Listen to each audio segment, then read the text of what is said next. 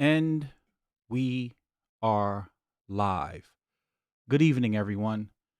Tonight, we will be discussing the significance of Joe Rogan's $100 million deal that he just signed with Spotify and why it's so relevant to smaller content creators like myself and aspiring content creators who may be coming into this space over the coming months.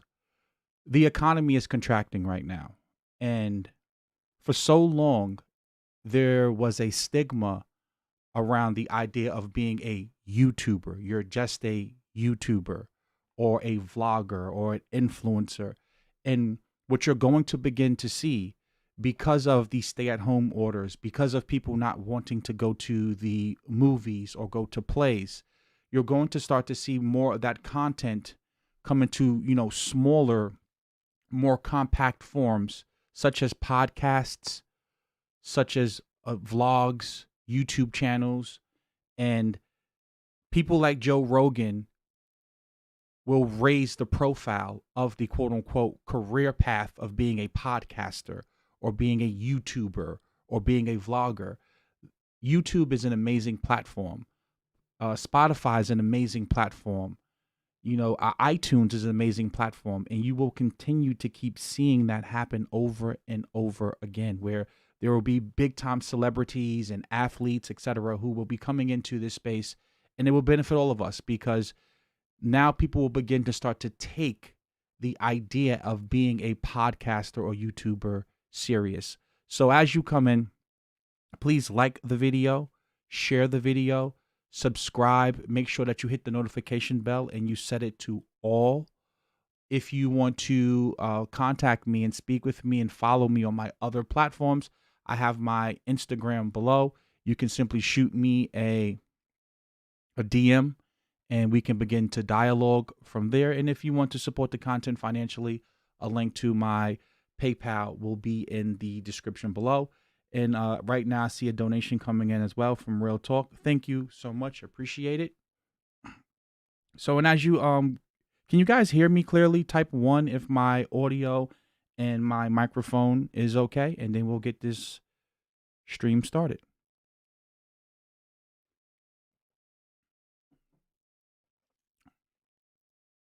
Okay, so the ones are coming in. The audio is good. So right now we're living in the middle of this pandemic. And again, I'm not sitting up here trying to brag, but I've been accurately predicting and telling you guys that the economy was in a bubble prior to the pandemic. The pandemic was just the pin to pop the bubble. And whenever there's a shift in the economy, this shift in the economics that governs the world, there will be a lot of misfortune and there will also be opportunity. And what I don't want to see a lot of you do is do what I did in 2008 and become negative and sit and watch a bunch of conspiracy theories videos all day long and watch David Icke and Alex Jones and become negative and pessimistic. There will be a ton of opportunity that will emerge from what's happening with this contraction. And we're already seeing it with Twitter, where they're telling them their employees that they can work from home indefinitely.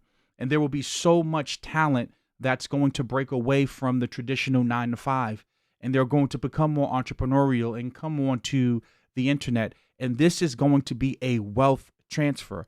And you need to start asking yourself, how can I position myself to profit and benefit from this wealth transfer? Again, please don't spend your time being negative and pessimistic and watching Bill Gates and Melinda Gates videos all day long. Put some energy into how can you protect yourself and how can you benefit from what's coming? Because at the end of the day, this shift and change is coming. We see so many major corporations right now filing for bankruptcy. Pier 1 Imports just announced that they're basically going away.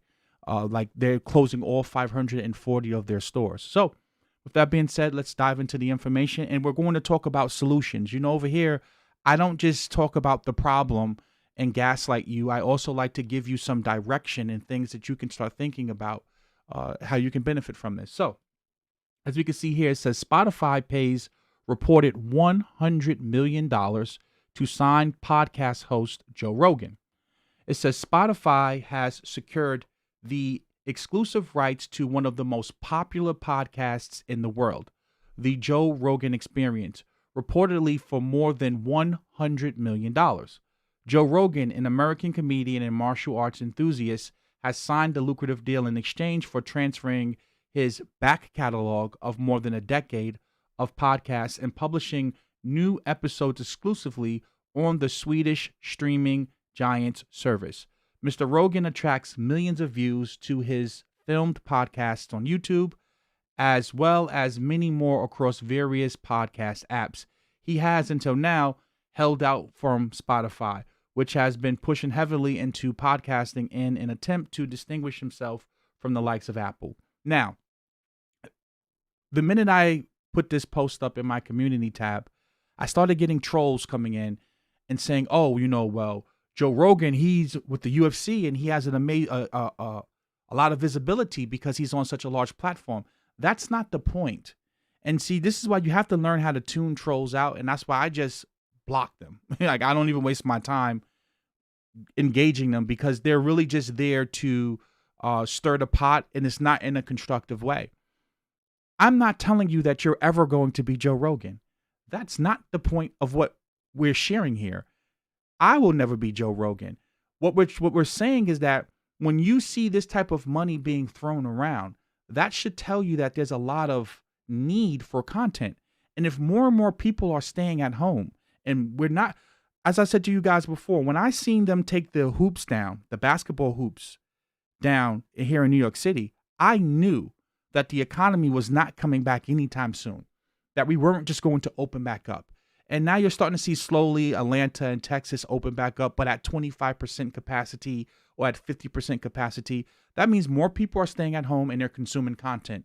And this is why you're seeing stocks like Netflix and Hulu shoot through the roof, because people are sitting at home and consuming content. Well, what better place to consume content than a site like YouTube? So you should start looking at that domino effect and seeing this is a wealth transfer. It's not about being Joe Rogan. If you can make $50,000 or $60,000 from the comfort of your home, that's financial freedom. If you don't have to get up and punch a clock and you can earn 50 to 60 grand from the comfort of your home doing something that you may enjoy doing, and we're going to get to that in a second. You may want to start a food vlog. Well, YouTube allows you to do that, right? You may be into computer programming. Well, YouTube will allow you to do that. You can be a person who just reviews products. YouTube allows you to do that. Let's say you're a teacher. You may be a math teacher. You can start a math YouTube channel, and you can create products and services that are affordable around that and earn a living from home. From home. You don't have to go out here and try to be the next Joe Rogan. You can be yourself. And that's the beautiful thing what the internet allows you to do. So now, Twitter employees can work from home forever. Again, not bragging, not tooting my own horn, just telling you, I seen this coming a mile away. Twitter new policy comes as businesses across the nation are struggling to adapt to social distancing guidelines. We see it here. Square joins Twitter in allowing employees to work from home indefinitely. And I want to read this article to you a little bit because this is important, and I'm going to drop this in here in the chat so you can go and read this later.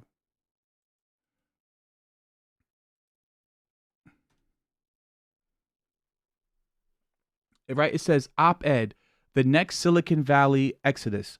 Over 25% of the tech sector wants permanent work from home. So think about it. They're already talking about stimulus. You had Andrew Yang speaking about the basically giving you money to stay at home, right? Now they're talking about it being in the form of a grant. They're talking about it being in the form of, aid. We're already seeing them talk about a digital dollar. Guys, they are going to make the stimulus permanent eventually. Some aspect of it is eventually going to become permanent. And whether it's $500 per month, whether it's $1,000 per month, they're going to get to a point where it's going to be given to Americans, because We know the demographics with the debt. We know the demographics with the baby boomers. We're in a deflationary spiral anyway. So again, central banks like inflation. They're going to print money. It's going to happen. So just keep that in mind. So it states,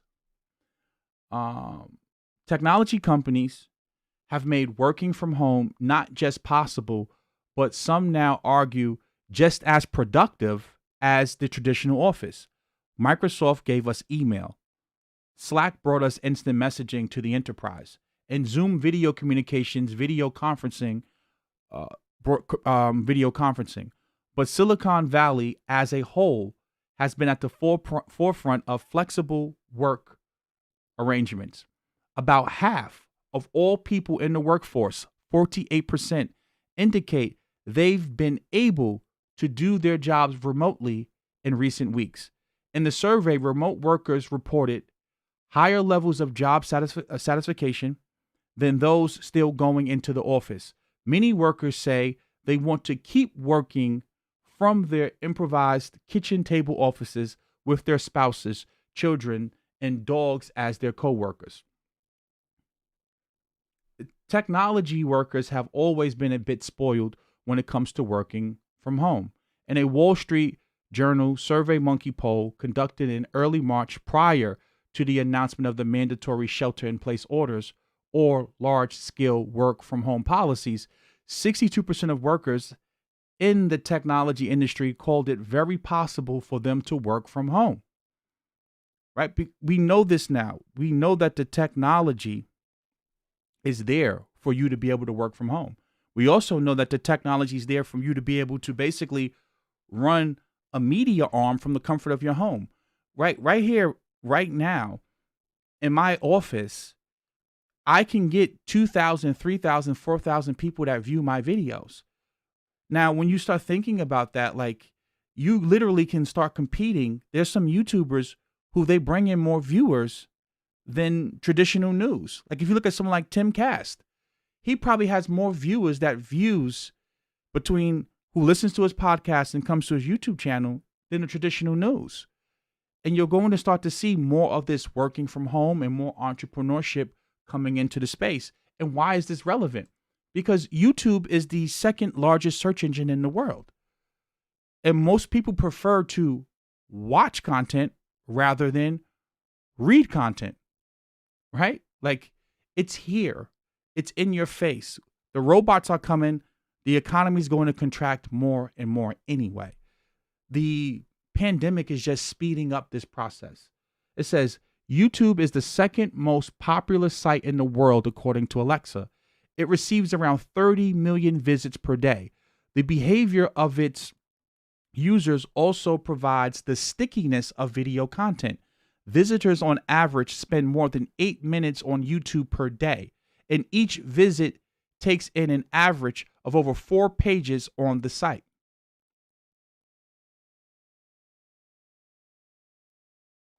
Think about that.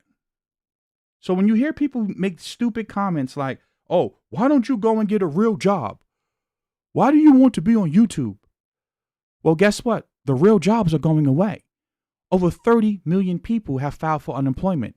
Those jobs are not coming back. So all of those people who are talking about go get a real job, well, many of you had real jobs and you lost those jobs. So now you have to start adapting to the new economy. The only constant will be change. The only constant you can expect in life will be change. And I'm going to keep saying this over and over again. You can either adapt to what's coming, or you can sit on YouTube all day long and consume conspiracy theories that won't benefit you. And then now you start talking about, I'm glad someone just posted, N-Night just posted, YouTube replaced my basic cable. Now we have to start talking about cutting the cord. Because outside of live sports, why else would you keep cable TV? Right? Outside of basketball, NFL, or baseball, right? Outside of live sports programming that you can't basically, you could eventually get it on YouTube. But I'm saying that's the only reason why I keep my cable. I don't watch USA or TNT or HBO. Many of those shows, I binge watch them whenever I get some free time. I like Billions, right? So you have to think about that for a second. What's coming down the pipe, it's already here in your face. Now let's start talking about how you can benefit from this. Right now, this guy right here is Michael Kenny. And I constantly tell you guys how it's not hard to start a business. It's not hard to start a YouTube channel. It's free. If I didn't have a lot of money right now, the very first thing I would go and do is start a YouTube channel. This man right here is running a successful business, because I went and actually did the research on his products and stuff that he sells. And he's teaching you how to use free software applications on your MacBook. So he teaches you about iMovie, Mac OS Catalina, computer sound and voiceover, vertical video editing tutorial. Not complicated at all. You can go get you a Yeti microphone for about $120. You can go get you a MacBook, and many of you already have MacBooks, and you can study the software on your MacBooks and create tutorials all day long about how to use Photoshop, how to use iMovie, how to use Keynote, how to use Pages. This man literally has an entire YouTube channel about teaching you how to use products and services. Not complicated at all. You can start a business doing this, because now you can get AdSense, and then you can have the introduction, like this 18-minute video. This is just basically bringing you in and showing you that he's an authority on the Mac OS system and the software suite that Mac has. And then he can get clients. Like if you come over here to his about page, right? It says discover the tools and techniques that go into making engaging and effective information videos for training, social media, video marketing, and online courses. And for more info, go here. And then you're going to go there, and he's going to have a product that he's going to sell you that's affordable. He's not selling you something for $3,500. He's not selling you any mentorship suite. No, he's selling you something that's tangible that you can use, right? He's not talking to you about some metaphysical knowledge from the ancestors. No, he's talking to you about how you can use iMovie, Final Cut Pro, and you can then go out here and create the type of content that you want. Now, you can go and mimic exactly what he's doing, right? Because if you go here, and I have it in the thing, it says iMovie tutorial. And look at this. There's tons of people doing the same thing that he's doing, and they all getting views. This video has 237,000 views. This has 135,000 views, right? This has 13,000 views, 950, all day long, up and down. Creating tangible content. So think about it. You can do the same thing. This is not complicated stuff that I'm showing you. And then if you come over here, you can see record your Mac screen plus voiceover in Mac OS Catalina using Screenshot. So now think about it. You know what? This may not be your route. You may be into, let's say, cooking. This right here, this lady has a cooking vlog, right? It says Divas Can Cook. Her entire YouTube channel is about cooking. Cooking. She has 882,000 subscribers. And her entire channel is her teaching you and showing you different recipes. So guess what you can do? You can go get you a Canon M50 camera, get you a decent lens. That may run you about $500 to $700, right? And you can start vlogging you cooking food. Let's say that that's what you're into. And you can create an entire YouTube channel and business based around you cooking food. Look at the views, 22,000 views, 39,000 views, 31,000 views, 17,000 views. And then you come over here, and what YouTubers do is you can subscribe. So she's building an email list, right? So now, even if YouTube shuts you down, because I know the trolls are going to say, well, what if YouTube shuts down your channel? This is why you build you a list.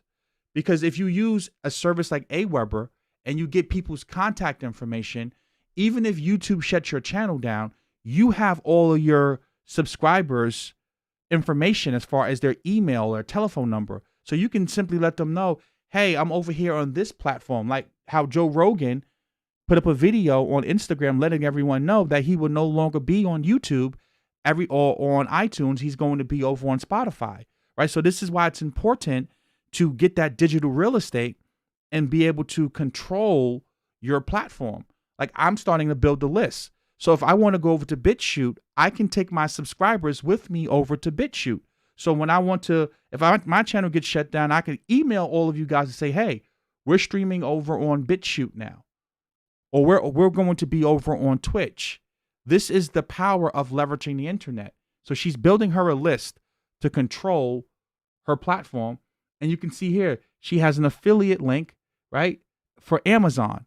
So now all of this stuff that she's talking about in here, the spoons that she's using, the ingredients that she's using, the pots, the pans that she's using, she's going to have a link to all of those things that now she can then sell you at Amazon, from Amazon, right? Then she has links to her videos, links to her other social media platforms. And now if you come over here, Divas Can Cook, and she has all of her favorite products right over here. Homemade Play-Doh fun, my laundry recipe routine, the organized kitchen, a wasteless kitchen. Think about this. She has an entire business, a successful, profitable business based off of leveraging the power of YouTube. So when you see a Joe Rogan go to, again, you may want to get into the podcasting game.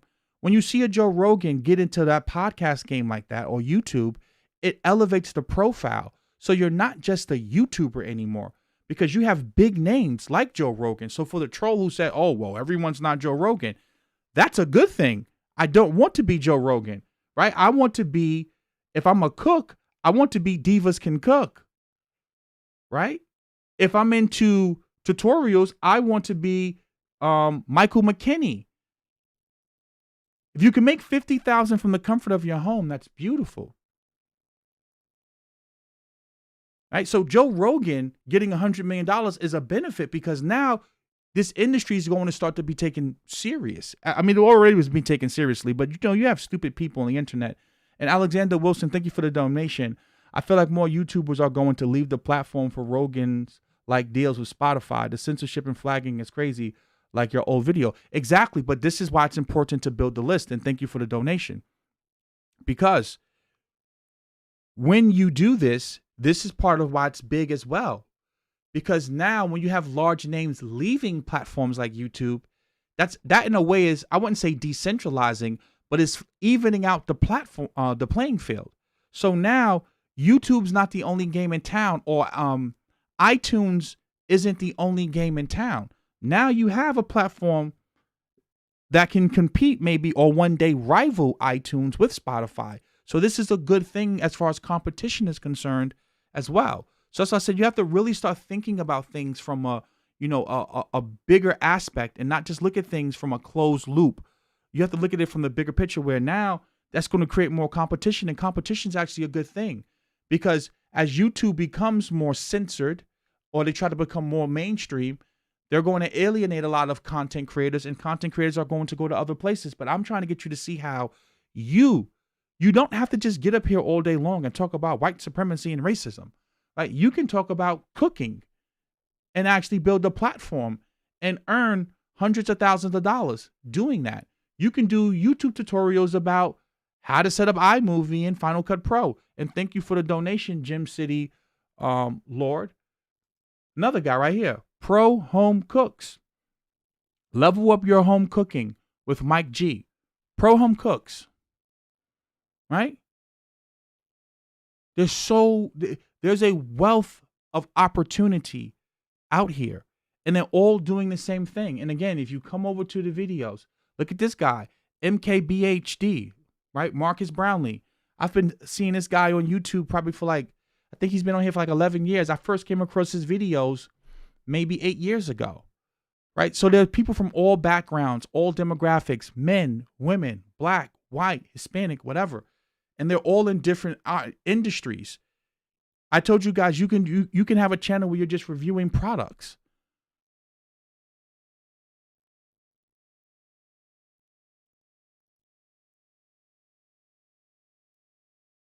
right? So I just really want you to start thinking about that. Like there's so much opportunity in, they call it digital real estate, and you want to start sucking up that digital real estate.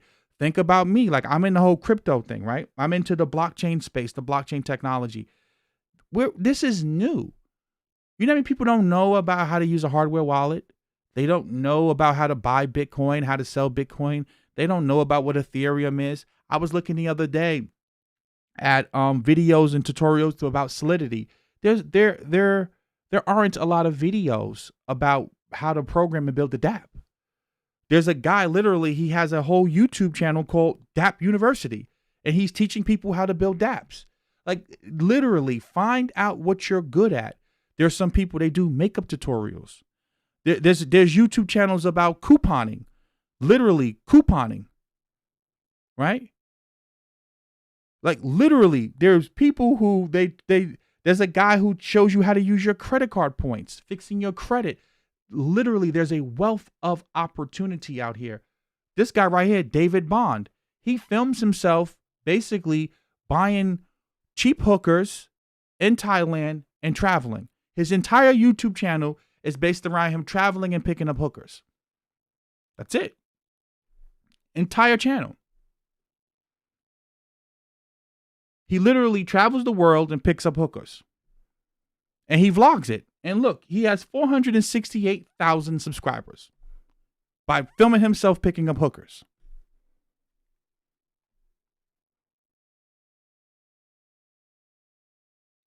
It's not complicated. A lot of you overcomplicate things, and it's not complicated at all. There's so many opportunities, whatever you're into, right? Like if you're into picking up hookers, this may be the great thing for you. And he gets sponsored to travel.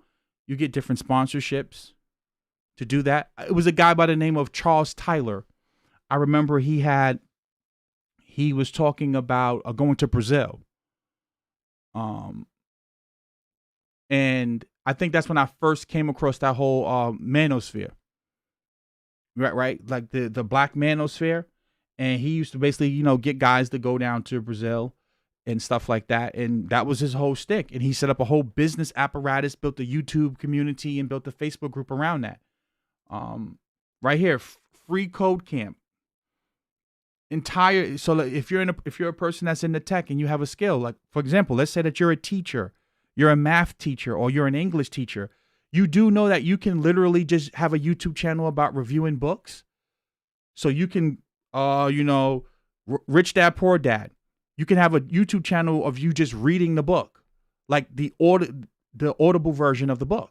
You could do a voiceover on the book, and that could be your YouTube channel right there. You're an English teacher. You can have a YouTube channel about teaching English. There's tons of math channels on YouTube, and they have literally millions of subscribers.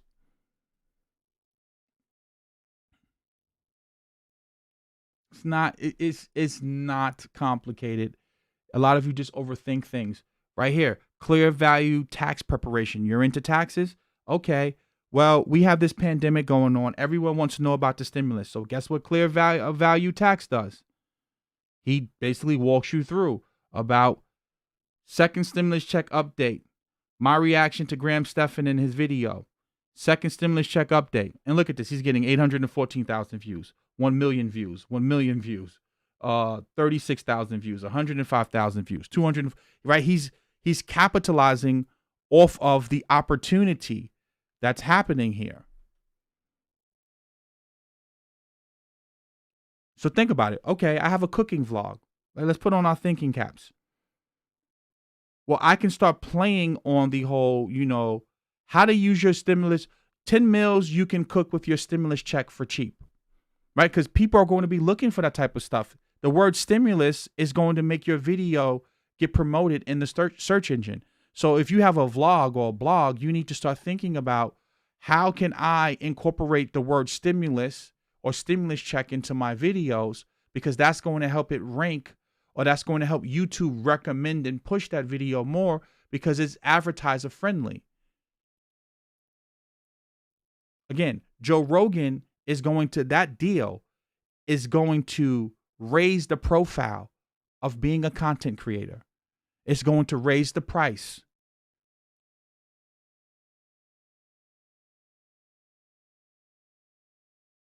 It's going to raise the price for content. And as more and more people stay at home, they're going to seek out this content. Right here, I purchased a green screen, right? I was doing my Bitcoin course. So I purchased a green screen. I went over here. I found this guy, best green screen. I didn't buy this green screen. I actually ended up getting a bigger green screen. But right here, the newer green screen, he has the #1 video. So remember when I told you guys how you can buy products and you can review these products. And then this is how the business works. So he reviews the product.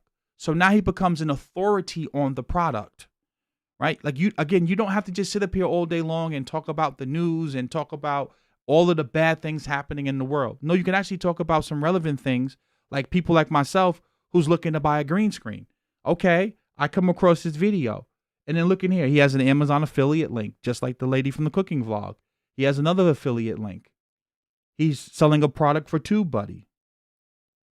TubeBuddy is basically a plugin that allows you to get the tags for this video and other relevant tags to the topic so that you can help your content rank. And he's making money from being an Amazon affiliate because when you look for this product, his name and his video is going to pop up. Building a business around reviewing products. Now think about this. I know what some of you are saying, like, oh, well, I don't really understand what you're saying right now. I don't really see the value in this. Let's go over here. Right? It's just math. It's not complicated. It's not complicated at all. A lot of times we get in our own way because we try to overthink and overanalyze things that don't really need to, too much thought into it. You really just don't have to put that much thought into it at all. This guy right here has 35,000 subscribers. If he can sell a product for $10 on a monthly basis, or just $10 worth of product to 10% of his subscribers, it's $30,000 a month. Just do the math, right? Between Amazon affiliates, between AdSense, between his products, if he can just get $10 per month in revenue from 10% of his subscribers, that's $30,000 per month.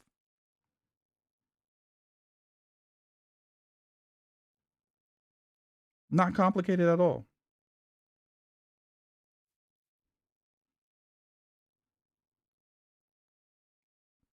We overcomplicate things.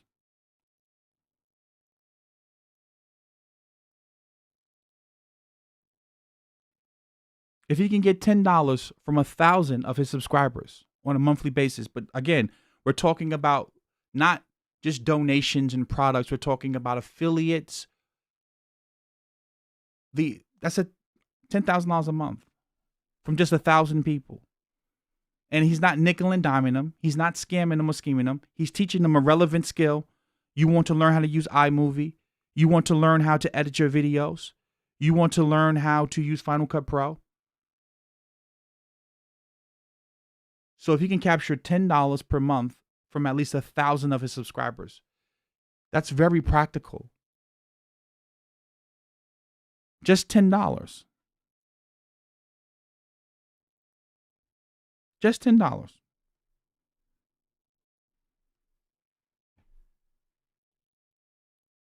Right? Now, let's say he could just get $1. Let's say each subscriber is worth $1. Now, we know, obviously, YouTube plays tricks with the algorithm. So we know that you're not going to get all 35,000 of your subscribers, which is why I said just 1,000 of your subscribers or 3,000. That's the power of the internet. That's the leverage that you can create between AdSense, between Amazon affiliate sales, with you selling your own products and services and courses.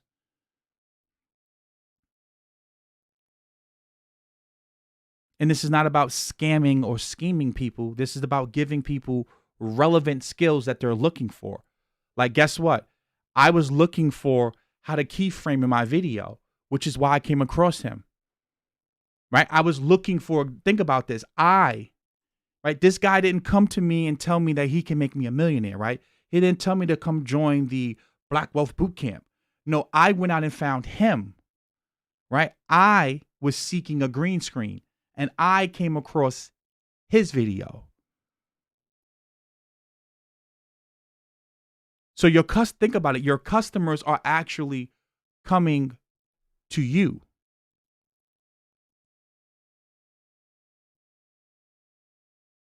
Right? Think about how important that is, that you're not going out here looking for your customers. You're not hunting them down, right? You're not doing anything crazy. You're not selling your soul. You're teaching people how to use the green screen. And then they're coming to your video and buying the product from you. That's ethical business. That's business that I want to be in.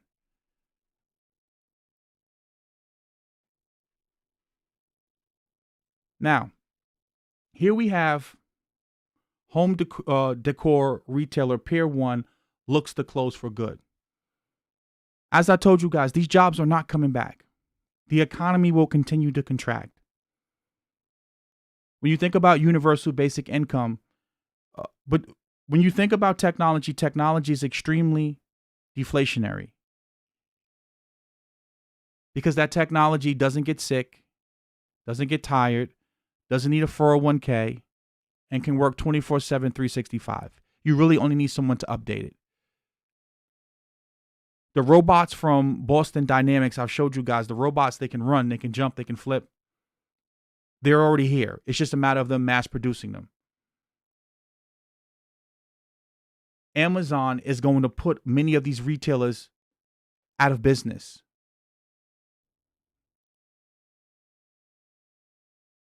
It's going to happen. The retail space is going to contract.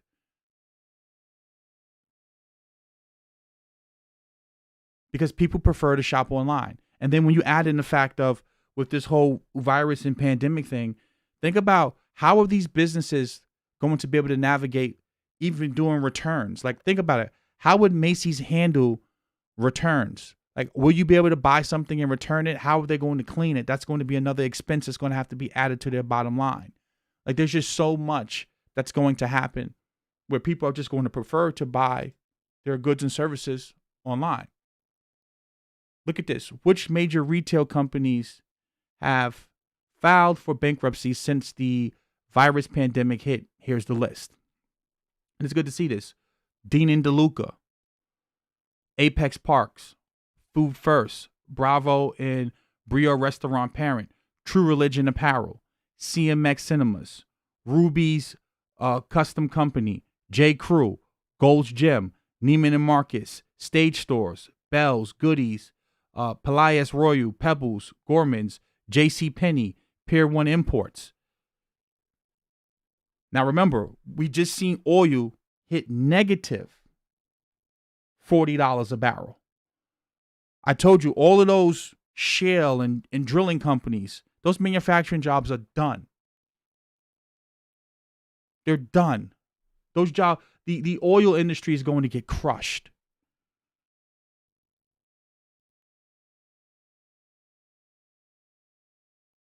We already we're in a manufacturing recession with the whole trade war stuff, and again with the microchip. Because if you look at the way a car is built, go and watch a video on YouTube and see how they make cars. They really don't have a lot of men putting cars together, right? Like, you don't need that. They have machines and robots that do that. So I'm telling you guys that it's here. And you need to start thinking about how you can position yourself and leverage the power of the internet. Will things be tough for some people? Absolutely. And there's going to be opportunity for other people. Because more people staying at home means more people are looking for content. Okay, you're into hip hop, you can be a DJ Academics.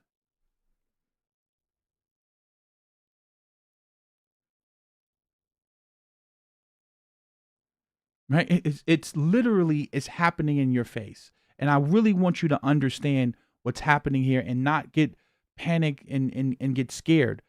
Setting up a YouTube channel is free. Get you a MacBook, get you a nice decent microphone, a good mic. You can get a good mic for less than $200.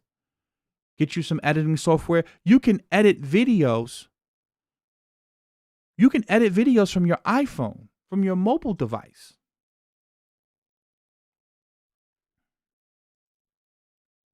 Right here, Netflix gets 16 million new signups thanks to the lockdown. Now think about the movie industry.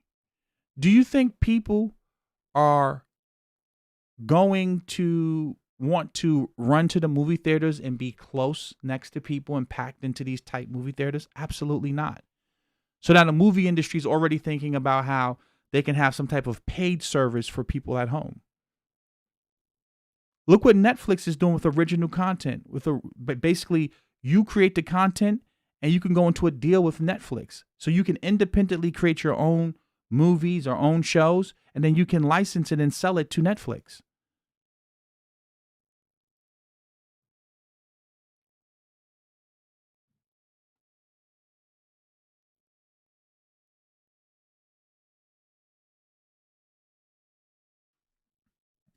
So you have to think about just the where this is going. So to sum this up for many of you guys, there will be a ton of opportunity for those who are willing to plan. I put something up in my community tab. Give me a second. I'll show you guys right here. I put this up in my community tab the other day. And I think that this is so relevant. I said, many of you may be having a difficult time handling this lockdown mentally. Don't allow it to eat at you mentally.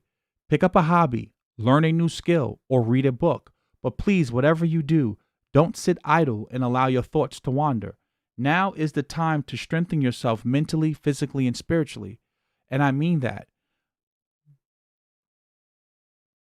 One of the worst things I did in 2008 is I just became too pessimistic and negative because I didn't really have a lot of money anyway at the time. So I really wasn't in a good space to capture any opportunities.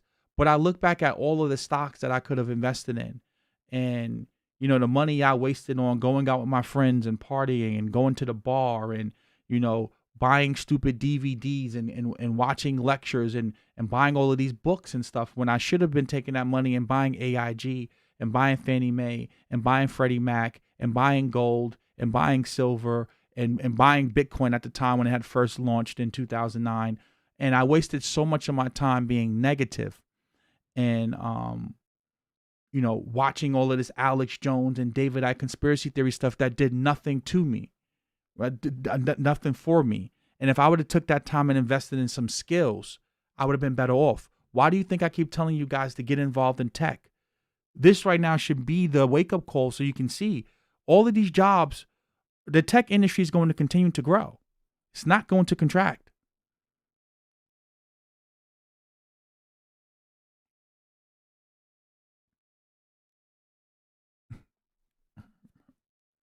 You have to think about that. So I just really want you guys to really be mindful and understand the opportunities that are in front of you right now with big data, with analyzing data in the blockchain space. There will be so much opportunity in tech, programming, coding, building websites. Literally, there will be a ton. And I keep saying the word literally because it's in your face. It's here. And the pandemic was just a pin to pop the bubble to get things accelerated. We've been experiencing a contraction in our economy anyway, and it will continue to keep happening. So with that being said, I'm going to take some questions and see what's going on. How long we've been streaming for, I can't really see. 43 minutes is pretty good.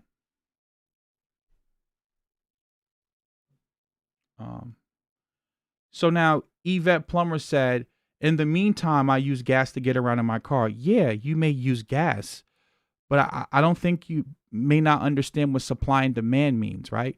Markets operate off of supply and demand.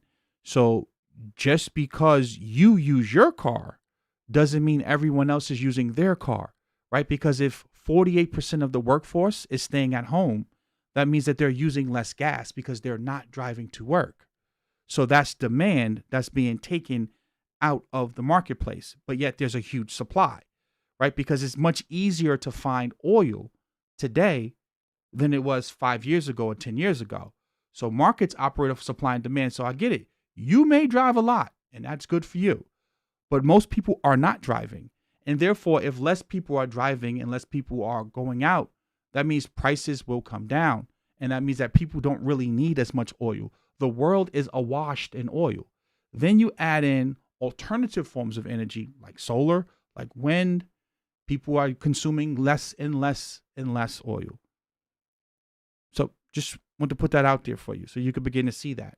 And then think about planes, because I know you said planes use oil. Well, people aren't getting on planes. I don't think you realize that right now, but people aren't really getting on planes right now. And they're probably not going to get on planes for the foreseeable future, probably for the next 6 to 12 months. That creates more contraction. I used to listen to Tariq Umar, Phil Valentine. I wasted so many hours on that garbage. Life got better when I stopped listening to the BS. And it's not that what they're saying it's not that it's BS. It's not actionable, right? Like you have to really think about that. And thank you for the donation. When you are listening to a person and they claim to be a teacher, right? And they're teaching you, you have to ask yourself, can I apply what they're teaching me? Like I'm putting the Bitcoin course is done already. The Bitcoin course, the Ethereum course, the Tor network, some talking about dApps, it's already done. I'm just waiting for the copyrights, and I need some plugins put into the site to basically be able to watch and monitor who's taking what courses and be able to make sure people aren't logging in, right? But like I had a lot of trouble teaching the course. And one of the problems I had with the course was, how can I take something that's technical, something that's really, really complicated, and how can I condense it in a format where a person who's not interested in the mathematics behind a hash function, who's not interested in the mathematics behind elliptic curve cryptography, how can I take something boring like cryptography and digital signatures and put it into a small digestible format that a person can watch it for 10 minutes and get what I'm trying to say? So when you look at a Phil Valentine, a Tariq Nasheed, a Umar, a Polite, when they're telling you all of this metaphysical knowledge and all that, if you can't apply it, then it doesn't make any sense, right? Like you're wasting your time if you can't apply the information, right? What good is it if you talk to me about racism all day long if you're not giving me any tools to combat and fight racism, right? What good is it if you talk to me about white supremacy all day long if you're not giving me the tools to combat and fight white supremacy? Then it gets to the point where me listening to you is pointless, right? What good is it for me to listen to you talk to me about vaccines and how dangerous and stuff they are if you're not really giving me any solutions to fight back against them? Like at this point, and I'm not being funny here, we done had Khalid Muhammad, we done had Farrakhan, we done had Elijah Muhammad, we don't have Martin Luther King, we don't have Malcolm X. I mean, you pick your flavor, Dr. Ben, Welsing. You had enough teachers for wherever you're from. If you're nonviolent, you had Martin Luther King. If you was a revolutionary, you had the Black Panthers. If you was in the middle, you had Malcolm, right? You've had enough people that they've laid the groundwork. You should know what's going on now. You should have knowledge of self, and you should be knowing that you need to be building, right? So at this point now, you have to start asking yourself, I don't need to hear any more about the problem. I know what the problem is. Okay, you've ingrained in me for the past 30, 40, 50 years what the problem is. What's next now? What are the solutions? And if a person's not talking to you about the solutions, or if their solutions is things that just don't make any sense and are not practical, then I'm not going to listen to that. And that's just me. That's for me. Now, that may make me a coon, an agent, an Uncle Tom, and I'll live with that and I'll eat that. Thank you for the donation, Mr. G. There's Netta Youngblood. Thank you so much, Eli. You have opened my mind so much. Looking forward to the business channel. No problem. We're not doing the business channel. All the business stuff is going to be over here, guys. Netta Youngblood. There are videos already over here about setting up your business, setting up your LLC. I have to do some videos because they just updated my credit limit. Remember I told you guys how I do balance transfers. I just got my credit raised, the limit on my Bank of America card. So all of the business stuff we're going to be really talking about over here, the economics and the business stuff.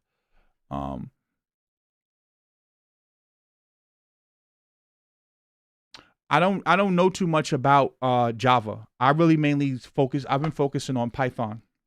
That's all I really know. But what I can tell you is, I mean, it's not complicated. Give me a second. Right? Like, because I follow this guy named Mosh. Give me 1 second. And I'll show you. Right? Like, this is the guy that I follow. And he's a good guy. Not trying to hustle. Look, I just typed in Java tutorial for beginners. This is the guy I follow. I learned how to program in Python from this guy right here, programming with Mosh. And through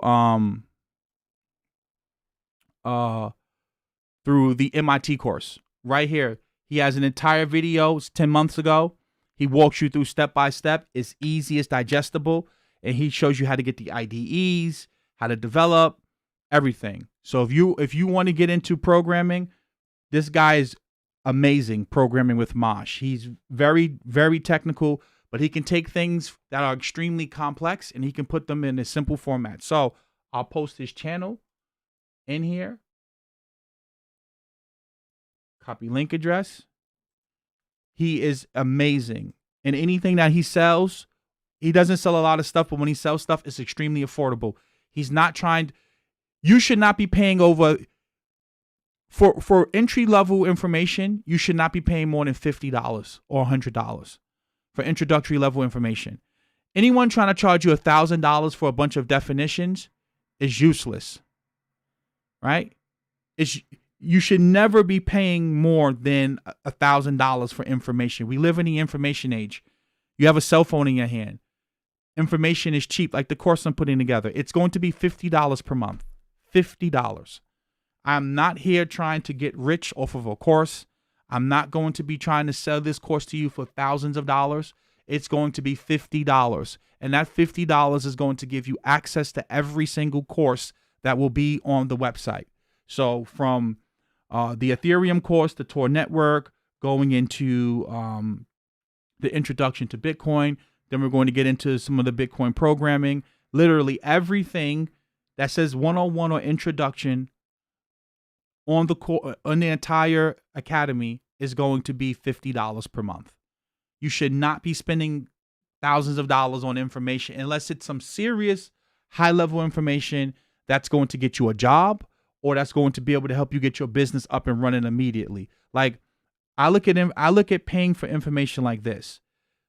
The price that I'm paying has to be relevant to the opportunity for me financially, right? So like, for example, if I'm running a big business and I need to learn, some ways of getting tax write-offs or, tax deductions. Okay, I'll pay $1,000 for that, right? Because I'm earning hundreds of thousands of dollars. So me paying that $1,000 to get information that can save me 30 or 40 grand on my taxes is worth it, right? So the amount of money that I'm spending to learn information needs to be relevant to the opportunity.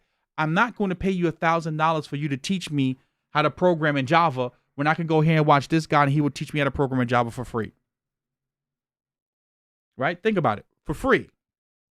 I can go learn how to program in Java for free from this guy right here. So why the hell am I going to pay you to teach me about Java when I can go learn about Java for free? The only reason why you should be paying for information is that you're paying for information that you trust is vetted, you trust the individual, and the community that you are part of is going to facilitate you learning.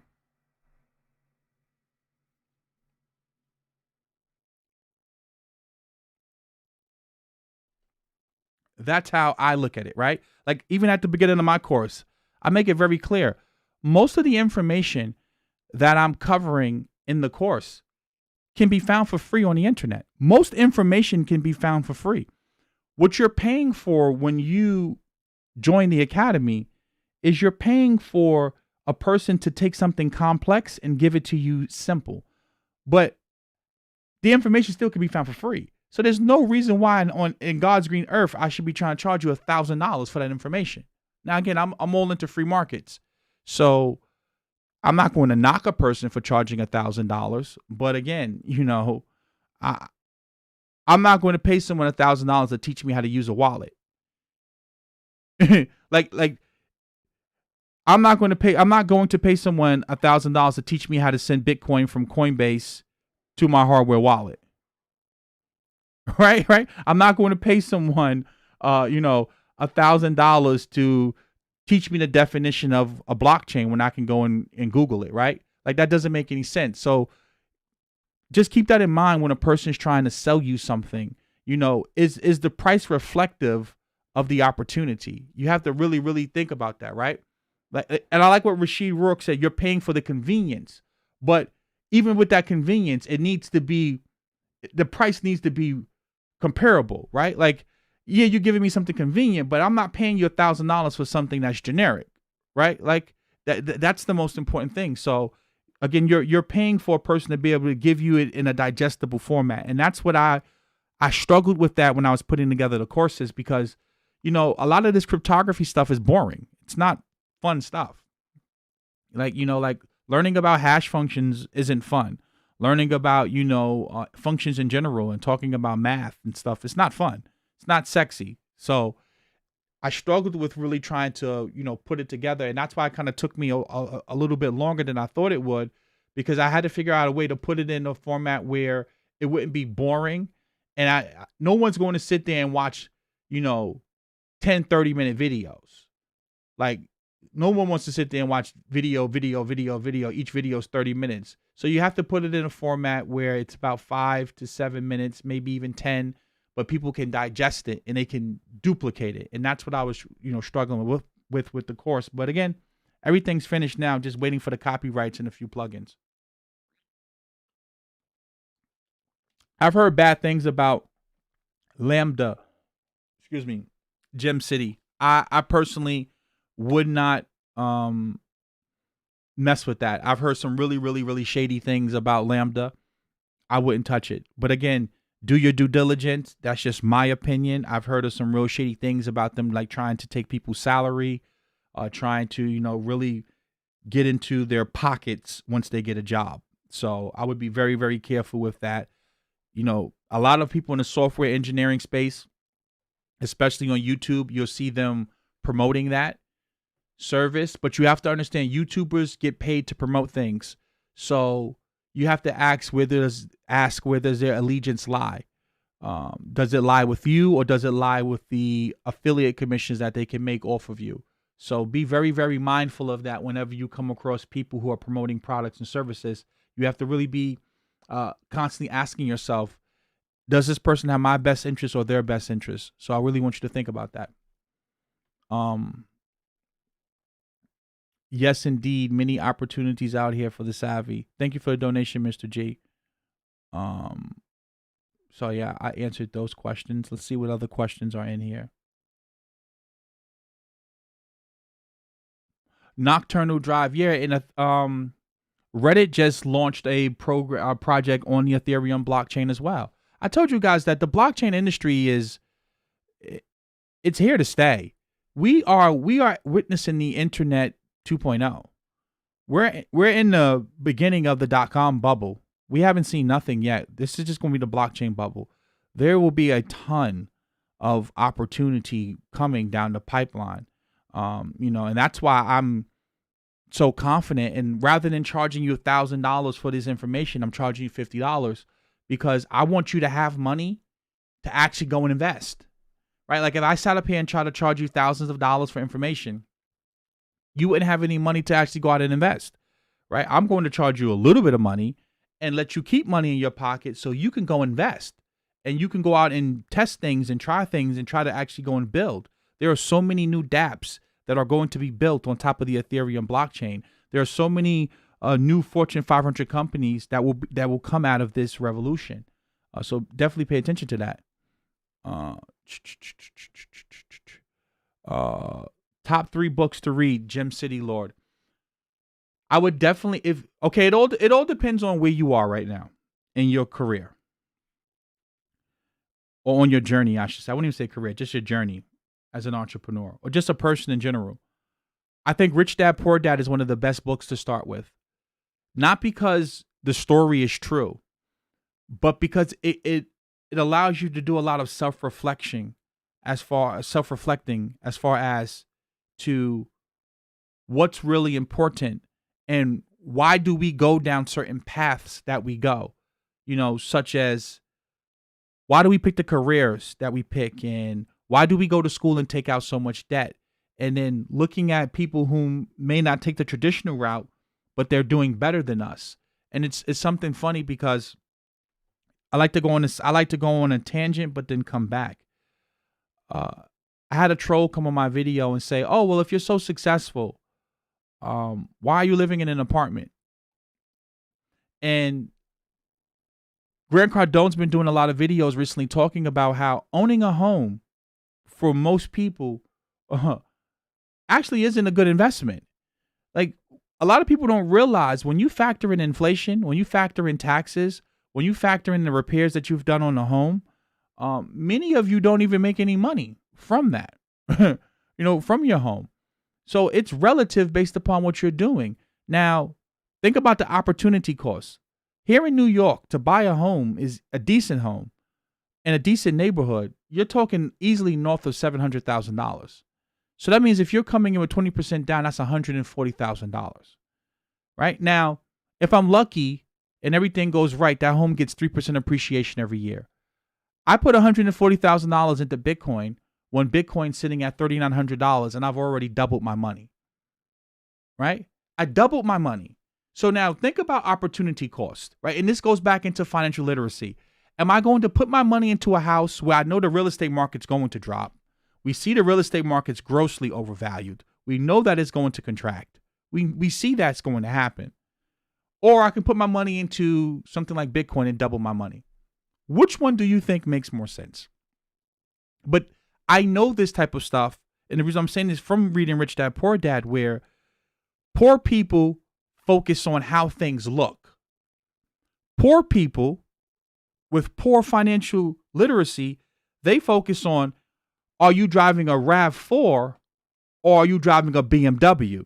So if you have a BMW, that means that I need to listen to you. Right? If you have the BMW and the gold shoes and the women, then I'm going to listen to you. And if you drive a RAV4 and live in an apartment, I'm not going to listen to you. But if you rent an Airbnb and you pretend that is your home, I'm going to give you thousands of dollars of my money. See, that's the problem. People have a warped perception and view of success. So in Rich Dad Poor Dad, Robert Kiyosaki, he highlighted that. How like so many people, they go for the good paying job and they get a whole bunch of quote unquote things that they think are assets when they're really liabilities.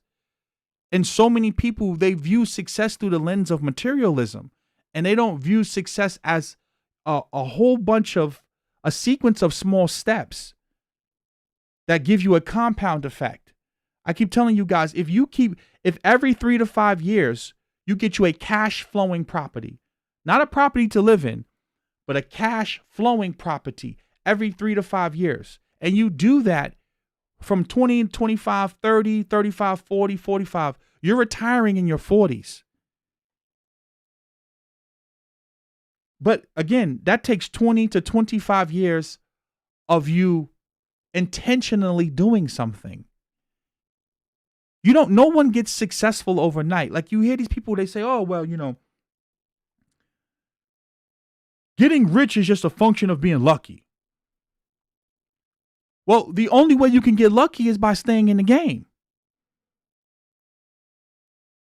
And again, this all ties into Rich Dad Poor Dad because it ties into mindset. And mindset in building wealth is extremely important. When I say building wealth, I'm not talking about you getting $100 million.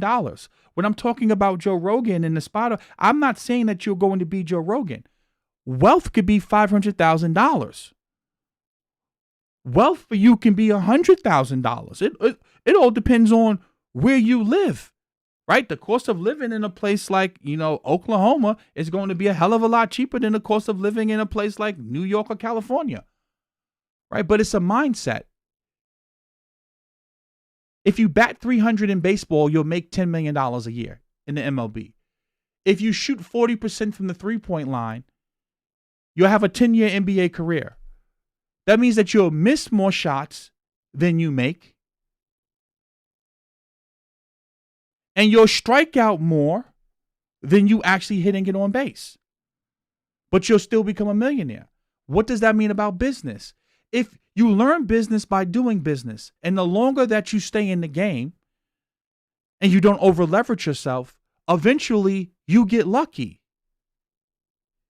Right? If I didn't fail my way through high school and become academically ineligible, I end up at Syracuse, I end up at Miami, I end up at the University of Virginia because I'm academically eligible. But because I'm academically ineligible, I end up at LIU. I have to sit out my first year, which then gets me into business. So you see how you have to go down a path by staying in the game, and then eventually you find what you're looking for. It goes back to, I talk about the show Westworld. You go through the maze to find the center. You have to find your center. And Rich Dad Poor Dad is one of those books, especially if you're coming from that 9-to-5 mentality, that will get you to start thinking about business and consumption differently. Why am I buying these shoes? Why am I buying this suit? Why am I taking this job? Why am I starting this business? You'll start asking why. So he's using a story between what his rich dad did versus what his poor dad did. So I really, really would encourage you to read that. That would be the first book I would encourage any new entrepreneur to read. Not because you're going to follow the content of the book, but the concept, the mindset. The next book I would recommend that you read is Murray Rothbard's What Government Has Done to Money. Right? I would definitely tell you to read Murray Rothbard's What Governments Have Done to Money, because that will really get you to understand what's happening with money and what makes money sound and gives money soundness and what doesn't. And then the next book is my favorite book, because to truly understand what's happening now, just read the Creature from Jekyll Island. If you read The Creature from Jekyll Island, you will understand everything as far as the Federal Reserve. You will understand the IMF, the BLS, the Bank of International Settlements. You'll understand central banking. You'll understand why the need of gold. You'll understand the boom and bust cycle, how credit markets are affected. Really, really dive into Austrian economics, not because everything that they say is true, but because you can begin to start to see the problem and how to profit from it. Like I was telling you guys before, I knew the stock market was going to go up because they was going to have to print money. But that doesn't mean that that's something good that I want to be investing in, because eventually the chickens are going to come home to roost. So I was talking about, well, I'd rather hedge myself both ways. Buy gold. I knew buying gold would be better for me than buying stocks, because now I don't have to guess. I don't have to guess which company is going to get bailed out or not. I'm just going to buy gold. Same thing with crypto. I don't have to guess. I know Bitcoin's market cap's what, $200 billion now? Or close to that? 180, 200 billion? It's a no-brainer. They just printed 6.2 trillion, another 3, another 4.5. I told you it's going to take about 15 to 17 trillion. I know this not because I'm a genius, but because I understand economics. I understand Austrian economics. I've read Murray Rothbard's books, and I've read The Creature from Jekyll Island. I know that they're going to keep doing bailouts. I know that. I know that from reading those books. Right? So I would stress that to you. Rich Dad, Poor Dad, Murray Rothbard's What Governments Have Done to Money, and The Creature from Jekyll Island. Those 3 books, if you read those 3 books, you will have a very firm understanding of economics. You'll have a very firm understanding as to what's wrong with our economy and how you can profit from it. There's another donation that came in. Thank you real quick. Currently, politicians are pushing for at-home voting. This reminds me of a blockchain that was centered around casting election votes. In my opinion, why trust a voting booth instead of a blockchain? See, the problem, be easy. The 48 Laws are good as well. But that you don't really need. The 48 Laws of Power is a good book to read, but I wouldn't really recommend someone start off reading that, right? And I'm going to answer your question in a second. Be easy. The 48 Laws of Power is more of a book that you read once you kind of have your feet wet. But for a person starting out, I would definitely just say start with those 3 books. But the 48 Laws of Power is one of my favorite books. The problem with blockchains, right? Be easy. This is one of the biggest problems. Is who is going to secure the blockchain? And see, this is why you have to be careful when you have people throwing out these buzzwords like a blockchain. A blockchain is just a database.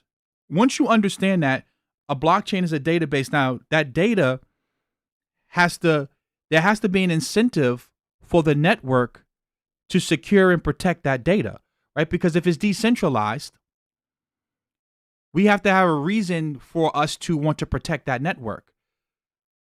Bitcoin, the miners protect the network because they get paid in Bitcoin, right? So the miners are staking their electricity, right? They're spending hundreds of thousands of dollars of electricity up front.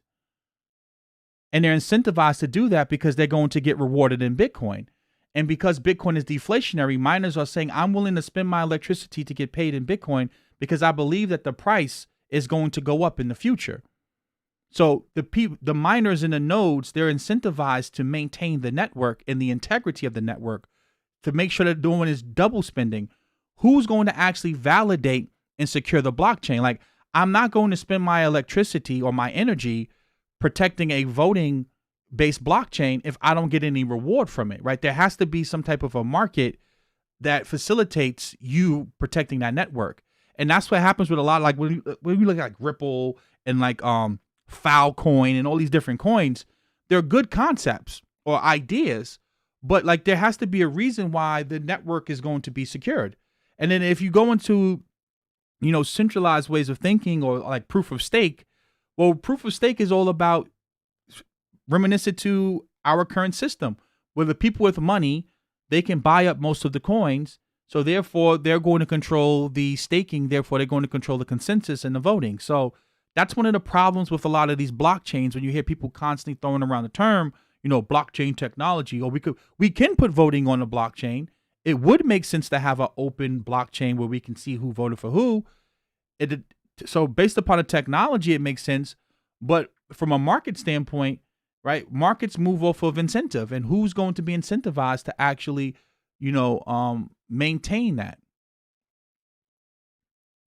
Right. Like I don't think that there's, an incentive to maintain that type of blockchain right now. Now in the future, and see this again, this comes back into play of innovation and creating. Right now, we don't have an idea or a way of solving that problem. That's the opportunity. If you can solve that problem, you're going to make a lot of money. If you can figure out a way to incentivize people to want to secure that blockchain and not have to centralize it or depend on a central point of failure, you're going to make a lot of money, right? Going into DeFi, if you can figure out a way to, put insurance quotes and the insurance industry on a blockchain, you're going to make a lot of money, right? If you can figure out a way to get medical records onto a blockchain and not have to centralize it and make it decentralized and make it user friendly, you're going to make a lot of money. That's the opportunity. So as of right now, the technology's there, but the incentive to secure and maintain that type of a system, it just doesn't exist yet. Because if it did, someone would have already solved that problem. So for you, Be Easy, that may be something that you might want to dive into, of figuring out a way to create consensus to make people want to secure a blockchain around voting. because there's been a lot of ideas. See, if you go back to 2017, there were white papers for everything. We're going to put, pilots, pilot schools on the blockchain. Then there was DentaCoin. We're going to put dental records on the blockchain. And there was all of these crazy ideas. There was Vertcoin and marijuana on the blockchain. But then people start saying to themselves, okay, well, okay, that's great. You wrote a white paper. You want to put marijuana on the blockchain. But why are people going to want to participate in that blockchain? And that was, people cashed in on the hype of a blockchain. But then you start realizing you could just use a regular database, a server for that. You don't need a blockchain for that, right? Blockchains are something that there has to be a trade-off, right? You're slowing down the system. You're not going to do a lot of transactions, but you're getting transparency, and people want to participate in that blockchain and secure that network because they're getting value out of it and they're getting something in return.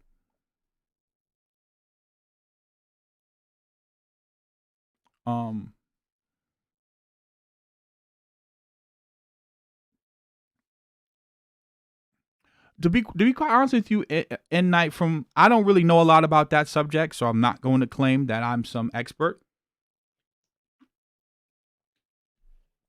But from what I gather from what people are saying on Twitter and on different videos, is that it basically allows a lot of fraud.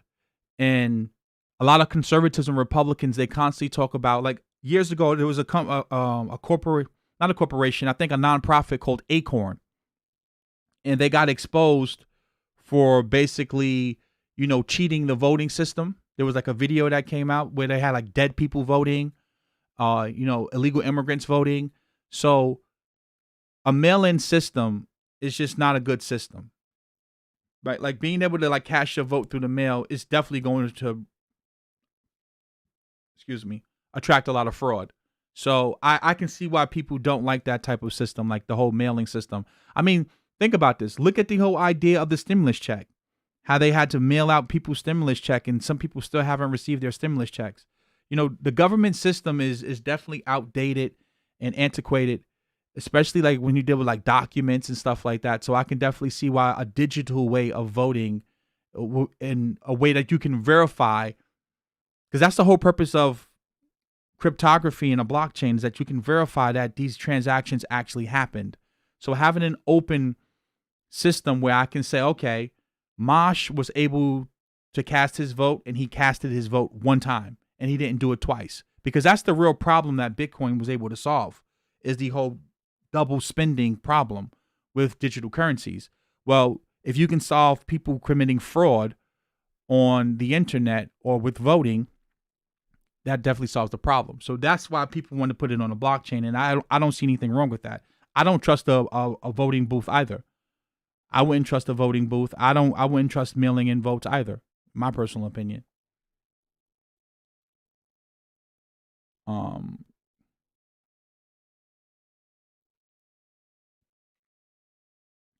yeah, and also Gem City. The beautiful thing about the internet is a lot of those books you can find for free on YouTube. Going back to those books on like entrepreneurship and stuff like that, you can definitely learn about these things and listen to this information on Audible books. And that's what I was trying to tell a lot of you guys about. Don't get consumed with this conspiracy stuff, man. Do not let these people scare you and make you afraid and put too much time and energy into that stuff. Put your energy into things that are actually going to improve the quality in your standard of living.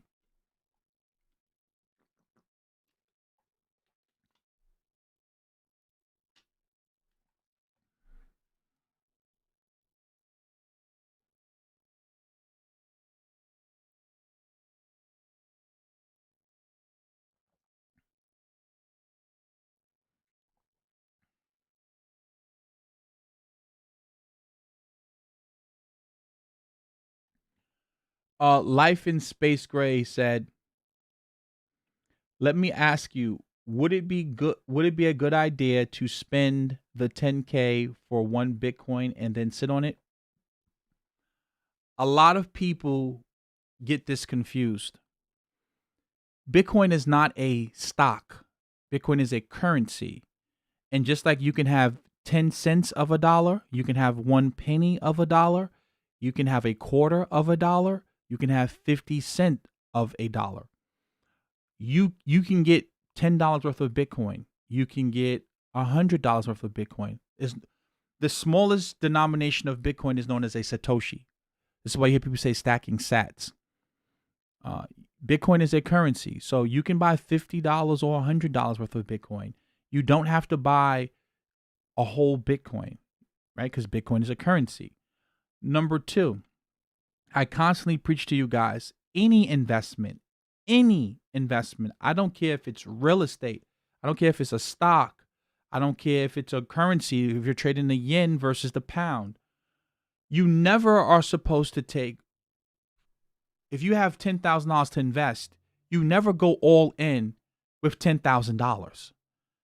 You dollar cost average. So if I have $10,000, I'm going to buy $1,000 worth right now. Or I'm going to buy $2,000 worth right now. And I'm going to wait. And slowly, every month, I may buy $500 worth, right? Or every pullback or every retracement, I buy $500 worth. You never go all in on an investment. And if you do go all in, just know you're risking that the price can drop on you. See, if the price drops from 20K to 10K, and I buy one at 20K and I buy two at 10, well, my entry price now is 10K, right? I'm able to bring down my overall entry price by dollar cost averaging. And I've done videos on this. I tell you this all the time, guys. Like, dollar cost averaging allows you to control the volatility of your portfolio because Bitcoin's extremely volatile. It's tiny, right? Let's pull up the market cap of Bitcoin. I haven't even looked at it today.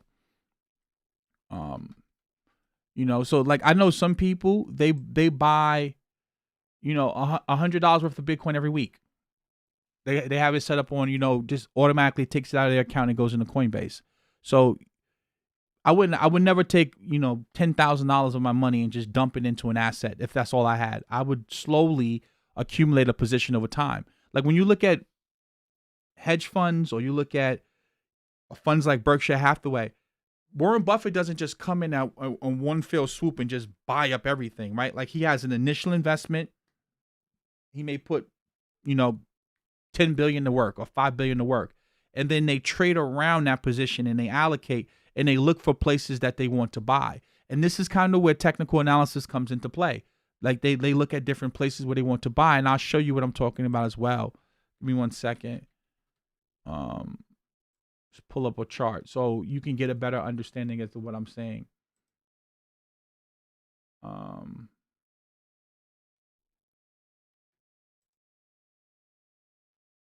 Let's close some of these windows. My computer's starting to lag.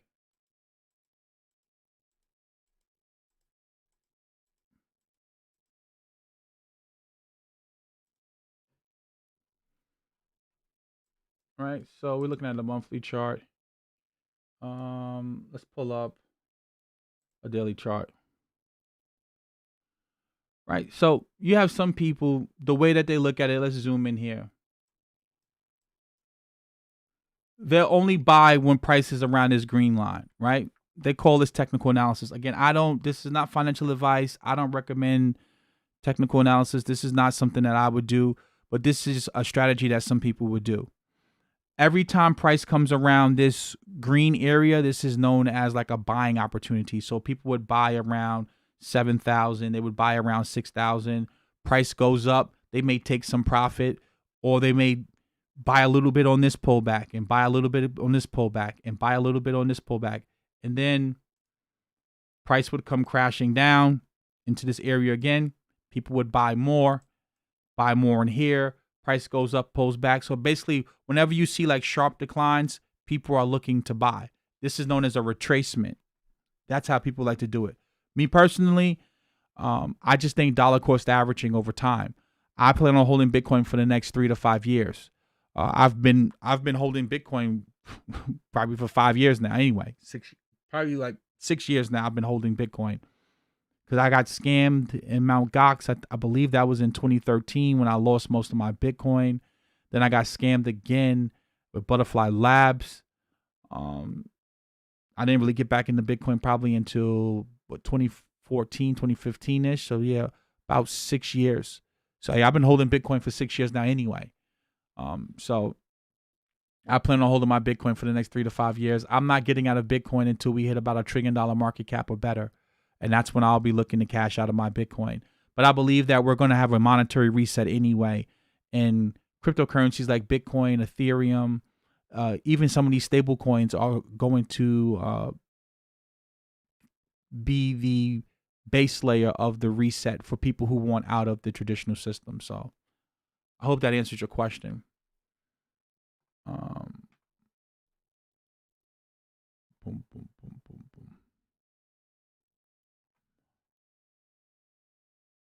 boom.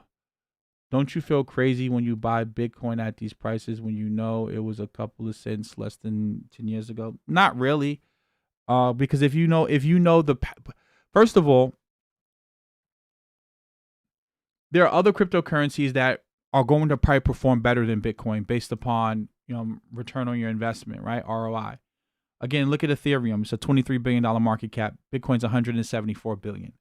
So you put your money into ETH right now, it's going to give you a better risk to reward as far as if the market pops off, you're going to make more money. It's going to be the same thing if you look at like a Tezos at $2 billion. So I don't really look at the price of Bitcoin. I focus more on the market cap. Now, I would only feel dumb about buying Bitcoin at these prices if I had the opportunity and I had the money to buy Bitcoin 5 years ago, 7 years ago, and didn't. But one thing I've learned about investing, there will always be another opportunity. I've been an entrepreneur now 12 years.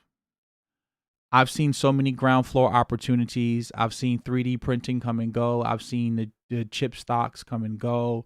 I've seen so many network marketing opportunities. I've seen the iOS marketplace, the App Store open up, and so many people were able to create fortunes. I've seen real estate booms and busts. I've seen the stock market go up 50%. I've seen it crash. I've seen the shipping stocks explode. I've seen the rare earth metal stocks explode. There will constantly be opportunity in financial markets, which is why I keep stressing this to you guys to get involved, to get engaged. There will always be opportunity in markets. So don't chase. And if you feel like you missed Bitcoin, then catch Ethereum. If you feel like you missed Ethereum, then catch Tezos. If you feel like you're missing that, look at 0x. If you feel like you missed that, look at some stocks. Look at some cruise line stocks. Look at some oil stocks that are getting hit right now that may eventually bounce back. There will always be opportunities in markets. Jim Cramer constantly says this. Bulls make money, bears make money, pigs get slaughtered. There will always be a bull market somewhere. The internet creates these opportunities, right? And this is the purpose of this video. Like Joe Rogan getting his $100 million deal has me looking at, well, how can I become more valuable on the internet? I may not ever get $100 million, but can I get $100,000 deal? Right? These are the ways that I, look at things. I look at things from the standpoint of how can I benefit from that? And that's why I created this video, because Joe Rogan creates that leverage for you as far as to you're not just a YouTuber anymore. You're not just a podcaster. No, there's money in podcasting. There's sponsorships in podcasting. You can launch a product in podcasting. Like you can leverage that. I want you to think about, let me tell you the power of the internet. You have someone like Cardi B. Cardi B went from making jokes and being ratchet and loud on social media to getting on Love and Hip Hop to then eventually becoming a music artist. Now, whether you like her or not, that's not what we're talking about right here, right? We're not talking about whether you like her or not, if you like her information. We're talking about how you can leverage the internet. And so many people, they miss that. Like, she didn't start with music. Like, so, you see, there are artists that are much, much more talented than Cardi B could ever be. they can sing, they can play instruments, they can dance. But no one's ever going to hear about them because they don't know how to leverage the internet to get their brand out there. And here, this is a girl who was a stripper named Bacardi from the South Bronx, but she leveraged Instagram by being funny into getting on a show and being entertaining enough to now getting a music deal and getting a Grammy. That's the power of the internet. And you can do that. You know, look at someone like Tommy Sotomayor. You may not like him. You may think he's a coon and all of that stuff. But he's able to leverage the internet to earn a living. Programming with Mosh is able to leverage the internet to earn a living. Right? Like you have to understand, if you're looking, you will find it. And it's only going to expand. More and more money is going to flow this way. Advertisers are going to want to give more money to people or invest in these platforms. And it's not just YouTube, and it's Instagram, it's Snapchat, it's TikTok. Find your lane. But you have to be looking for the lane. If you don't look, you're never going to find your lane. And if you just limit yourself to one demographic of people or one demographic of one topic, you're never going to be able to capitalize opportunity. Right? Well, Frankie Cow says Google and Alphabet own Spotify. They hate free speech. Well, there's always BitChute. Go to BitChute.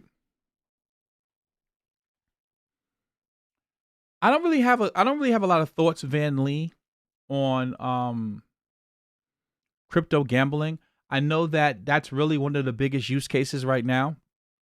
A lot of people are using, gambling on crypto, different crypto sites. I don't know. ETH has a few dApps. I don't really have anything to like input on that. I don't gamble personally, and I haven't really looked at those type of things. And that's the beautiful thing about crypto. I mean, this industry is so big, it's so wide. From the DeFi space, from the lending, from Taproot, Snore Signatures, the Lightning Network, Liquid. They just had the documentary Unmasking Satoshi. They believe that Adam Back is Satoshi. I believe all of those guys are Satoshi. I believe Adam Back, Nick Szabo, Hal Finney, all of them had input on making it. This space is so big. It's so open. There's so much news. There's so much happening. They just was trolling J.K. Rowling. I mean, literally, it's impossible for me to keep up with everything that's happening, right? So that's why I only focus on a few projects and things around the project. Like, so I don't really know too much about the gambling, and I don't really participate in the gambling. So I wouldn't be able to give you any input.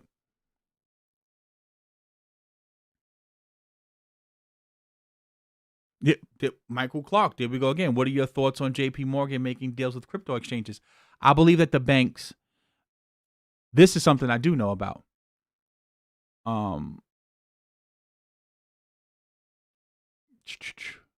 Yeah, Kendi, I didn't really entertain that. I don't know if Google does it. I don't believe that Google owns Spotify either. I believe that Spotify is a Swedish company, but I just was reading his comment. I don't believe Google owns no piece of Spotify. But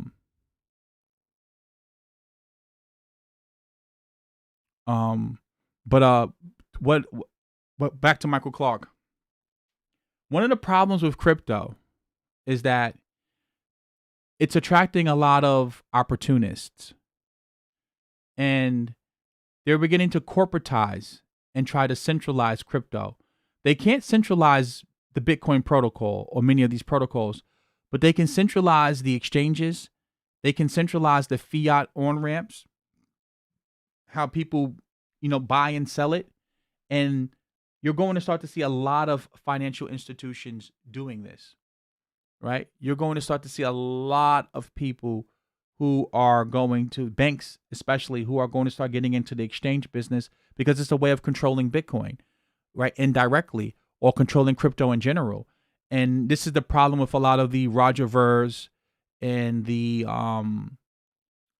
Ivan on Text, like these guys who have huge platforms and huge influences. They really just care about money, and they're trying to onboard as many people as they can so that they can pump their bags. They don't really care about the underlying reason why Bitcoin was created in the first place, right? About why we need decentralization, why we need neutral money. They don't even care. And then when you look at Blockstream, like look what Blockstream is doing to Bitcoin. They're destroying Bitcoin. Like Blockstream is literally destroying Bitcoin. And they're doing it at the expense because they basically just want miners to be able to, get fees. They don't really care about growing the protocol and making Bitcoin into something that can really be something better. They're just trying to get a bunch of fees, right? So that's where greed comes into play. And I believe that allowing the banks into the crypto space is going to be one of the problems that undoes, a lot of these crypto projects. Because remember, the more of a crypto you own, the more control you have over that network, right? So when you start letting these exchanges hold your crypto and you're not holding your own crypto, you're setting yourself up for failure. So that's one of the biggest problems that I'm seeing in the crypto space is we're corporatizing crypto and we're centralizing it. So the banks know what they're doing. They can't stop the Bitcoin protocol. You can't. It's a language. You can't stop Bitcoin. But you can definitely put a lot of hindrance on it and make it very, very hard to transact or be able to control the pipes to get to the Bitcoin, right? If you control the debit cards and the credit cards and the bank accounts and you control the exchanges, and the exchanges has 30, 40, 50% of the Bitcoin, because remember, Bitcoin was meant to be transferred locally, right? Like Bitcoin was meant for you and I to be able to send value to each other, not to have to use exchanges and all these different things. So, that's one of the biggest problems that we're having in crypto is that, for lack of a better word, people are just too lazy to want to be able to use it, right? People don't want to learn how to use the technology. People are lazy. They want something that's easy and the way it used to be. And that's one of the biggest problems. Van Lee said, Ivan on Tech pivoted quick and is now pitching a course. He smells blood just like you, writing on the wall. I got the idea for a course from Ivan on Tech, Van Lee. Ivan on Tech is an authority in the space. Ivan on Tech has been around for a while, but he doesn't explain things really well, in my personal opinion. And I just think that I can explain things much better than he could. And the only way we're going to onboard more people is by teaching them about how to use this technology. So I decided to create a course because it's not about smelling, smells blood. It's just a matter of, it's a fact. Like the market's going to pump. When you have Paul Tudor Jones, you have Mike Novogratz, you have Chamath. These are billionaires. These are not people who they're playing around. These are serious people. The market's going to pump. Bitcoin's going to hit 100K minimum, right? So people keep asking me, hey, how do I buy Bitcoin? How do I do this? YouTube's not allowing you to talk about crypto. They're flagging your videos. So I created an academy, charge people $50. I think it makes sense. It's a fair exchange. There would be a 7-day free trial though. If you don't like my course, if you think it sucks, if you think that you can find this information for free somewhere, just cancel your subscription. But it's not a matter of smelling blood. It's just a matter of, I'm passionate about this technology. I've made a lot of money on this technology. It basically is what got me financially free, is this technology and trading. So I'm trying to onboard as many people as I can into the crypto space. But listen, if you think that it's a scam or you think that you can't call Bitcoin a scam. There are no victims of Bitcoin. There are victims of Bernie Madoff, right? Bitcoin scammed no one. But there have been scams around crypto, which is why, you create a course. So I think that Ivan on Tech, I think that he's a shiller. He shills a lot of garbage, but he also does benefit the crypto community. And I think he's a lot better than many other people. And like I said, I got the idea from a course from him, from watching him, because I just think that I can explain things better than him and in more depth. So I hope that answers your question. Hamza Viz says, I noted ETH is a mirror of Bitcoin. So if Bitcoin blows up, so does ETH, just like 2017. No, Ethereum's a little bit better than Bitcoin, but it has every blockchain has a trade-off, Hamza, like every blockchain. Some blockchains are better at other things than like Bitcoin is all about security, right? And protecting against the double spend and being hard money. Like once you lose your keys, you lose your Bitcoin, right? There will never be more than 21 million Bitcoin. And Bitcoin only does one thing: stores transactions. Can you do a smart contract on Bitcoin? Yeah, but nowhere near to the level that you can do on Ethereum. And what Ethereum is, what you're able to do with Ethereum is you're able to create an entire ecosystem around finance, right? So there's one programming language. You're creating an entire stack, right? So you have insurance on the blockchain. You have lending on top of the blockchain. You have gambling. Like everything is a stack, and it's all based upon the maker token and DAI and all of that. So Ethereum allows you to do so much more, where you can build stuff on it easily. Bitcoin is really hard to develop and build on. So it's not, they use the same technology. They're using hash functions, digital signatures, and public key cryptography, but they utilize it in a different way. And that's the difference between all of these blockchains. Some blockchains are better at they may be able to do more transactions, but they're not as secure or stable. You may not be able to code like the Bitcoin uses a scripting language. It's hard to really build on top of that. Whereas in Solidity, it's easy to build. So every blockchain has its own pros and cons. So, but they mirror, all of them mirror each other because they're using the same technology. They just use them in a different way. Be Easy said there are plenty of people that spend money without knowing the history or value of the dollar. What will it take for the average person to use crypto to consume gross domestic product? It's never going to happen, to be quite honest with you, Be Easy, and we don't need it to happen. Bitcoin is a global asset. We really only need 10% of the population to adopt crypto. And we already see Africa. I'm doing a video on it tomorrow. Jack Dorsey going down into Africa. Africa is really becoming a hot spot for crypto because there's so much corruption in Africa. There's so much inflation all over Africa. We don't need to get like the average person is dumb. We don't need the average person. The average person doesn't care. They don't care what they eat. They don't care if they eat genetically modified food. They don't care if they take vaccines. The average person doesn't care about, anything of consequence. They don't care where their savings is at. They don't care about inflation. They don't care about nothing. The average person just wants to go out, party, and have fun.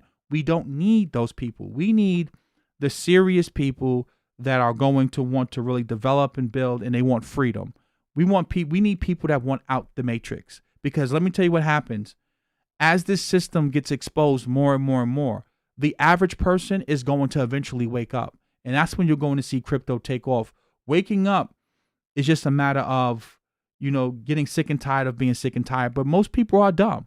But eventually those dumb people will become awakened. But we don't need them. What we need right now is what we're getting. We need people to actually create and develop and build things for people to actually use. And this is where DeFi comes into play. And I'm glad that we're starting to get the whole DeFi space and, Taproot and Schnorr signatures, and hopefully Lightning and Liquid will eventually start working. We need to create products that people want to use. And I think that's one of the biggest problems with crypto right now. There's nothing that people really want to use. There's no killer app. But we're seeing Reddit come in there. We're seeing Visa come now. And that's the beautiful thing. We need people to build things that people want to use. We don't need the average person. We just need, for example, Paul Tudor Jones is not an average person. But he sees a problem in the system, so he invests, right? So we just need more of those type of people to come into play. And we need to create better products in the crypto space, which is why a lot of you guys need to get involved. Many of you need to get involved in crypto so you can start developing these new dApps and applications and developing all of these new things that people don't know about, voting on a blockchain, health records on a blockchain. We need talented people to come into the space. We don't need the average person. The average person, they'll come later. We need more knowledgeable, smart people, and we're getting that, but just not fast enough. So I know that might sound like convoluted, but hopefully it makes sense to you. What did Bill Gates mean when he said he wanted to or could short Bitcoin? Basically, they created the futures contract to mirror the price of Bitcoin so that as the price of Bitcoin falls, the futures contract would fall so people can be there was no way to short Bitcoin before, right? There wasn't a lot of exchanges. Now there's finally a lot of exchanges, which allows people to be able to short the product and make money. So I mean, shorting is just like a short-term trade. You may short Bitcoin for 3 months and make 30, 40%. Long-term, Bitcoin's always made higher highs and higher lows. The trend for Bitcoin's always been up, and it always will be. So, you know, Big Bill Gates has been wrong about Bitcoin. Warren Buffett's been wrong about Bitcoin as far as price is concerned. Bitcoin has been the best performing asset over the past decade, hands down. So that's, neither here nor there. So can you short Bitcoin and make money? Yeah. If you shorted Bitcoin at 10K and it dropped down to 3,900, you made money. And here we are right now today. Bitcoin's trading at $9,482. Right? I don't get caught up in, I'm not here to trade Bitcoin. Bitcoin is not an asset that I want to trade. I've learned you hold your Bitcoin. You get the biggest moves and the biggest bang for your buck by holding Bitcoin. I'm not selling my Bitcoin until we at $200,000-$300,000 a coin. I'm not. I wouldn't even think about selling it up to that price. Like I'm not touching it. I'm holding my Bitcoin for the next 3 to 5 years. Will there be booms and busts over the next 3 to 5 years? Absolutely. And guess what I'm going to do every time there's a bust? Buy more.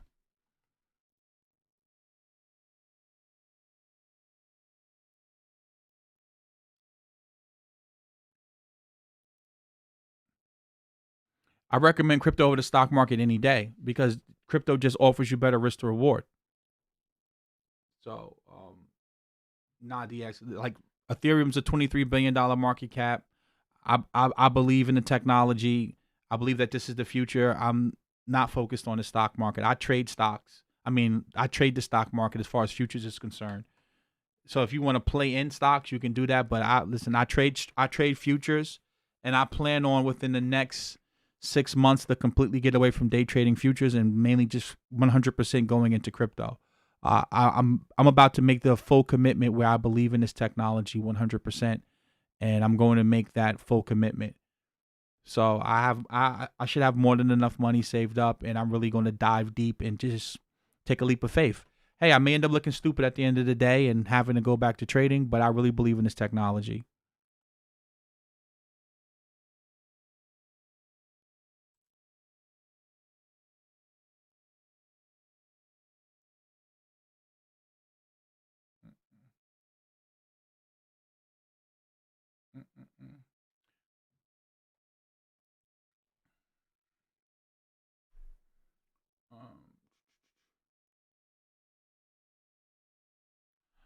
I know a lot of full time forex traders. Big King. I know a lot of forex traders. They're not day traders though. They are, big institutional players, and they make some really really good money. The guy from the who created the dollar milkshake theory, he trades a lot of currency. I think his name is Richard Santiago. He believes that we're going to have deflation and then inflation. He's really, really, really good in the forex space. Peter Schiff talks a lot about how like certain currencies are going to appreciate. So forex isn't a scam. Day trading in general is extremely hard to do, right? But as far as trading is concerned, shit, George Soros, he broke the bank and he made most of his wealth playing around in forex.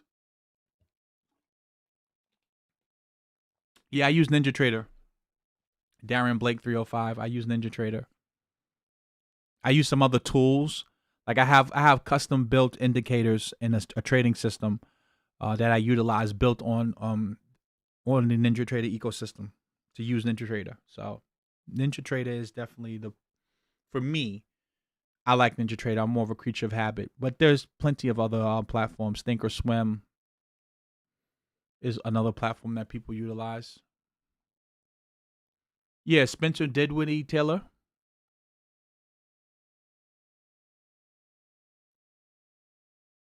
Mm, mm, mm, mm, mm, mm, mm, mm, mm, mm.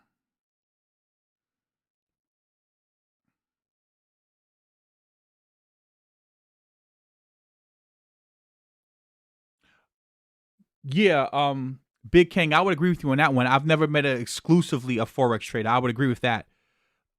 But the guy Richard Santiago, he plays in the forex space. But I would agree with you as well. Most forex traders, that's like I wouldn't say a side hustle. What's the better word? Like that's an aspect of their trading, for lack of a better word.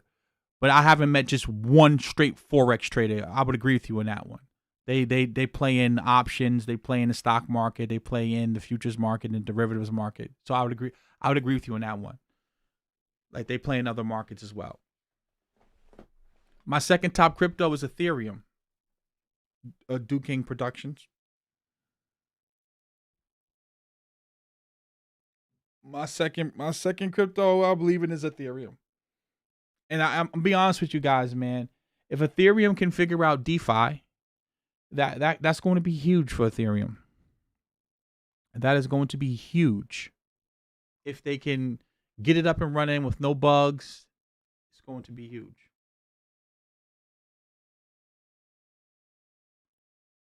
I move thousands in Bitcoin a month. The fees cut into my profit a lot. So why don't you use Ethereum then, Big King?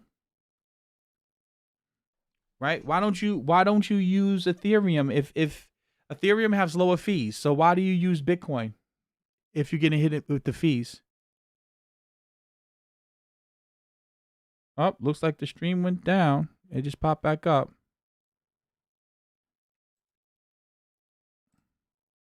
The stream went down and it popped back up.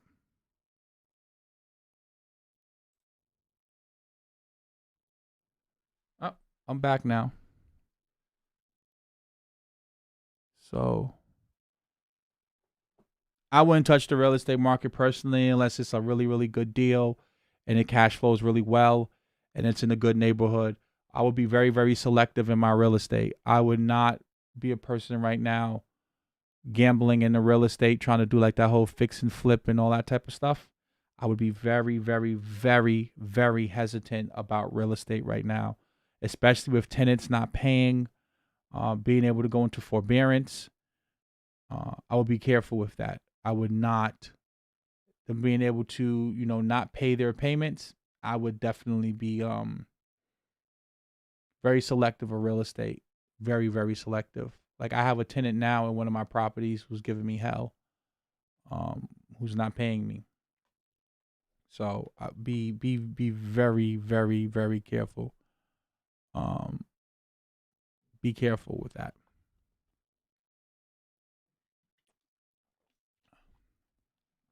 Be easy. The course is done. The way I structured the course is like this. Every 2 to 3 weeks, I want to put new content into the course. I explain all of this in the course once you purchase the course anyway.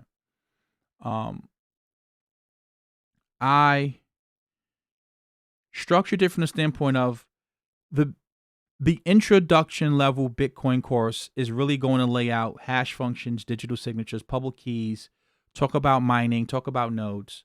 And then based upon that response. So let's say, for example, only 20 people get the course. Then I'm going to just scrap the idea and shut the website down, right? It doesn't make sense to, if there's no demand for the introduction level course as far as to what Bitcoin is, how to buy it, how to store it. I'll walk you through how to run a full node, how to set up your hardware wallet, how to initialize it, how to back it up, how to restore it. I show you how to buy Bitcoin on Cash App. I show you how to buy Bitcoin on BISC, how to transfer Bitcoin into other cryptocurrencies on different DEXs, decentralized exchanges. Walk you through the whole thing, top to bottom.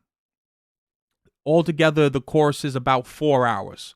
You really only need about an hour and a half of the content that I provide, as far as to just buying Bitcoin, selling Bitcoin, storing it. But I go into some deeper stuff like hash function, SHA-256, public key cryptography. Depending on how people respond to this course and my teaching style is going to dictate how much longer we run this for, right? Because again, if there's no demand, then I'm going to cancel it. But then if we have good demand, 2 weeks from the date that the course launches, there's going to be an Ethereum course, which is going to be quite easy because Ethereum is similar to Bitcoin in many ways. And then we're going to dive into the Tor network, which is the Onion router. and how it allows you to use encryption to browse the internet securely without being able to be tracked.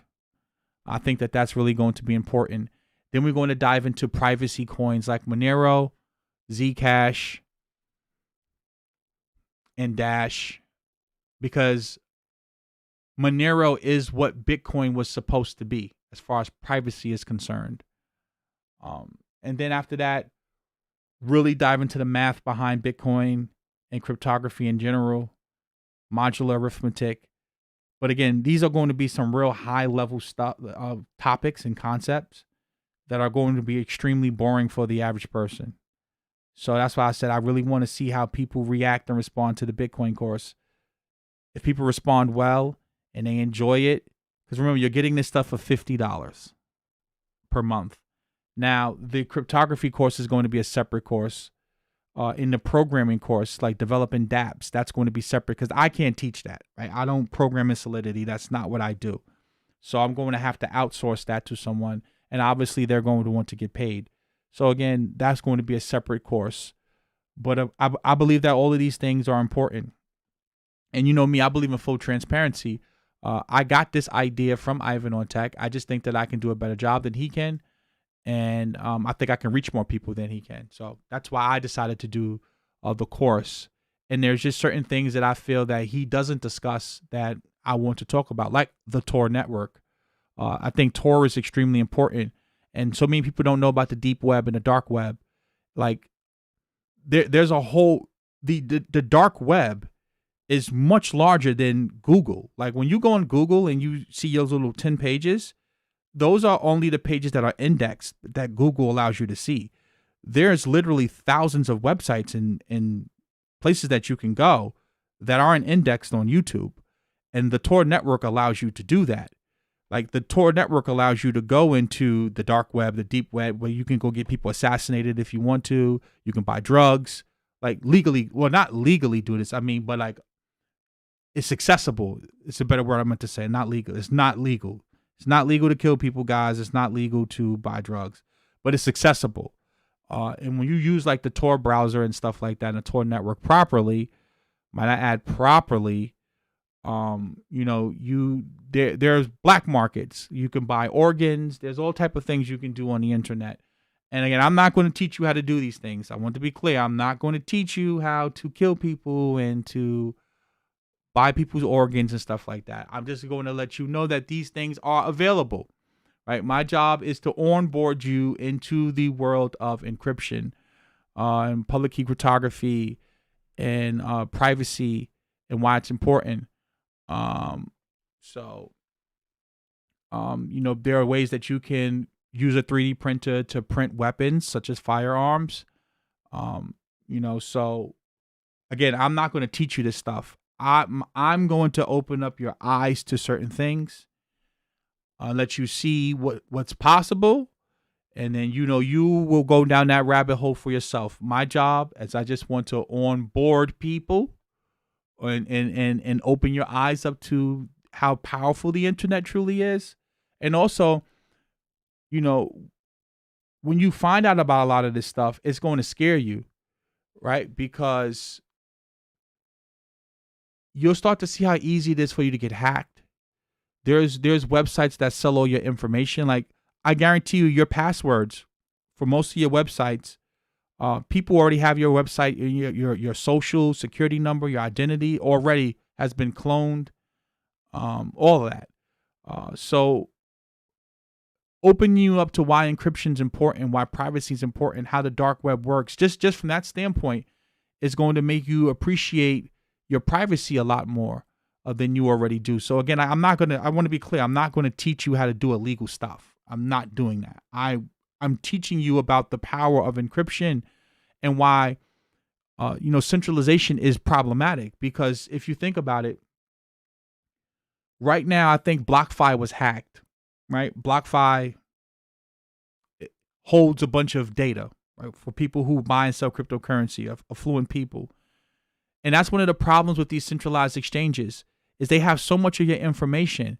So those hackers, they know people's identity, their addresses, their names, their passwords now. They know where people live. They know how much Bitcoin you own. So think about how dangerous that could be for someone, where if a hacker knows this person got, 100 Bitcoin, 200 Bitcoin, now that makes you a target. And there's so many websites that take your data, sensitive data, and they don't store it properly, and when these sites get hacked, I know a lot of you think like, oh, well, they just was hacked. Like these hackers, they can piece together your emails. They can piece together portions of your password. Many people use the same password on multiple sites. So if they can run it through these different, algorithms, and they can see where you use this password at frequently, what letters you use. That's very dangerous stuff, man. It's very easy to, steal your identity. All kind of stuff is happening. So just learning about that type of encryption and, the power of the internet was much more powerful than what you see. Google is just the tip of the iceberg. It'll make you really just, like I said, appreciate your data more and be very careful about like giving your data to these apps and stuff like that. Cause people are doing all kind of stuff with your data, man. I'm telling you, they're doing some shady stuff with your data as far as your identity and monitoring you and spying on you. You got to be really, really careful with that. So that's the purpose of really putting together the whole Tor aspect of it, right? Teaching you about Tor, what is Tor, the onion router, how it works, why it's important, and why privacy is important. Yeah, like Knockout Noted just said, like Russia with the Old Face app. They have so much data on where you go, where you travel, how often you sleep, how often you may think that this data is useless. It's extremely, extremely important. Look at TikTok, what they're doing with your data. So again, like I said, we're going to start small. We're going to start with Bitcoin and the surface level stuff. Then we're going to dive into the more technical stuff in another course. But I designed it in a way where if all you were looking for was just the basics as to what Bitcoin is, and that's all you want to take away from it, it would make sense to you. Because I know many of you are just not going to be interested into a lot of that other stuff. Right? A lot of you are just not going to be interested in it because it's technical stuff and it's hard to get through and it's boring, right? So, because I found myself having that problem teaching it. I was like, okay, how can I explain this to someone that they're actually going to want to sit here for 15 minutes or 12 minutes and watch this? And I think that's one of the biggest problems with cryptography. Like someone had asked that question earlier about like onboarding people. You can't really onboard. There's no easy way to explain, Diffie-Hellman, RSA, like public key, shared secrets, asymmetric, symmetric cryptography. Like there's no easy way to explain that. Right? Like there's no easy way to do that. It's boring stuff and it takes time to learn it. So it's like, that's one of the problems with like these type of courses is just like, a lot of people are just not interested in sitting there for 5 hours listening to you talk. So that's why I said I started with Bitcoin first to make something easy and digestible that people would be able to sit through, 3 to 4 hours of that content or skip certain parts of it. Because I set up the course too where you can skip certain things. Like if you just want to learn how to use a wallet and just buy Bitcoin, okay, you can skip all of the other stuff and we just go to that aspect. So go from there. And then I wanted to create somewhat of a community. Like I said before, I got the idea from Ivan on Tech. I'm very transparent. You know me, guys. I don't try to sit around and hide stuff. I just think that Ivan on Tech, he's good at what he does. I just think that I can do it a little bit better. So, Chainlink is killing it, motorcycle. Killing it.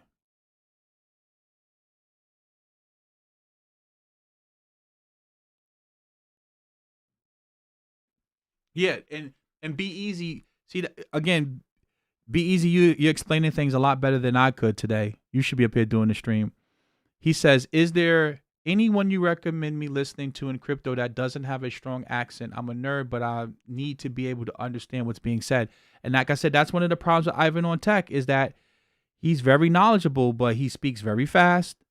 He doesn't really give you good examples. He has a very, very thick accent. So it's like, and I'm not hating, guys. I'm just keeping it real, So I just think that I can do a much better job explaining than he could, and I can go into more depth. He may be more technical than me, but I could do a much better job than explaining things than he could. But for you asking, right? This right here is the right. Like this is Andreas Antonopoulos. He is by far one of the best speakers in the whole crypto space. And I'm going to put I've learned so much from him. I've read his books. He's a breath of fresh air, and he does all of this for free. Breath of fresh air. That's his channel.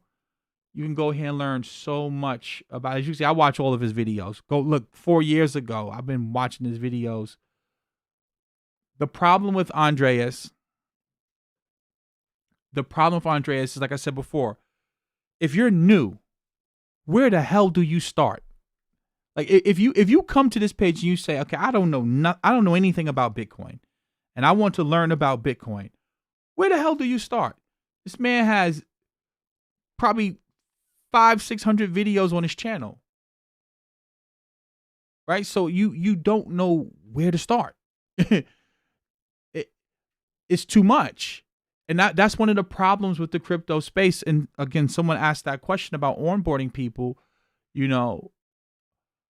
The average person is not going to sit up here and watch all of these videos. It's not, I promise you, it will never happen.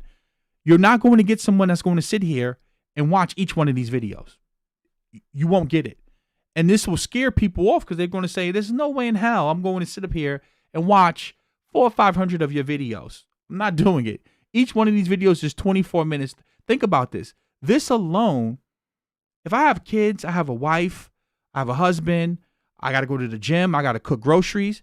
I don't have time to watch 9 minutes, 24 minutes, 13 minutes, 16 minutes, 24 minutes to understand what's going on here. I just don't. So people like myself, we come in, we take this information that we've learned through books, that I've learned through other courses I've purchased, that I've learned from my experience, that I've learned from Andreas Antonopoulos, and I can condense it and put it in a format that's an hour and a half if you want to skip all of the technical stuff, but 4 hours if you want to get into the technical stuff. And after that 4 hours, you're going to know what Bitcoin is, how to buy that Bitcoin, how to store Bitcoin, how to convert Bitcoin into Ethereum, how to convert Ethereum into any other cryptocurrency.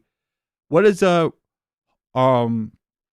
centralized exchange versus a decentralized exchange? What are the differences? Within that, again, you'll be able to walk away from that beginning course and say, okay, I have an understanding as to what Bitcoin is. Now, for those of you who want to take it a step further, obviously I will recommend outside sources. Remember, you're only paying $50. You're not paying, thousands of dollars. Like, people go to college for, IT and, cryptography and coding and programming, and they spend hundreds of thousands of dollars. For $50, you're going to be able to get a basic understanding as to what public key cryptography is, asymmetric versus symmetric, Bitcoin, Ethereum, and whatever course I want to add in there for $50. Mr. G, thank you for the donation. He says, I purchased his book, The Internet of Money. Great book. Great book. Andreas is by far one of the most honest, ethical people you will come across in the crypto space. Go subscribe to his channel, go and watch the videos. But like I said before, this is too much for the average person. But it's a great book.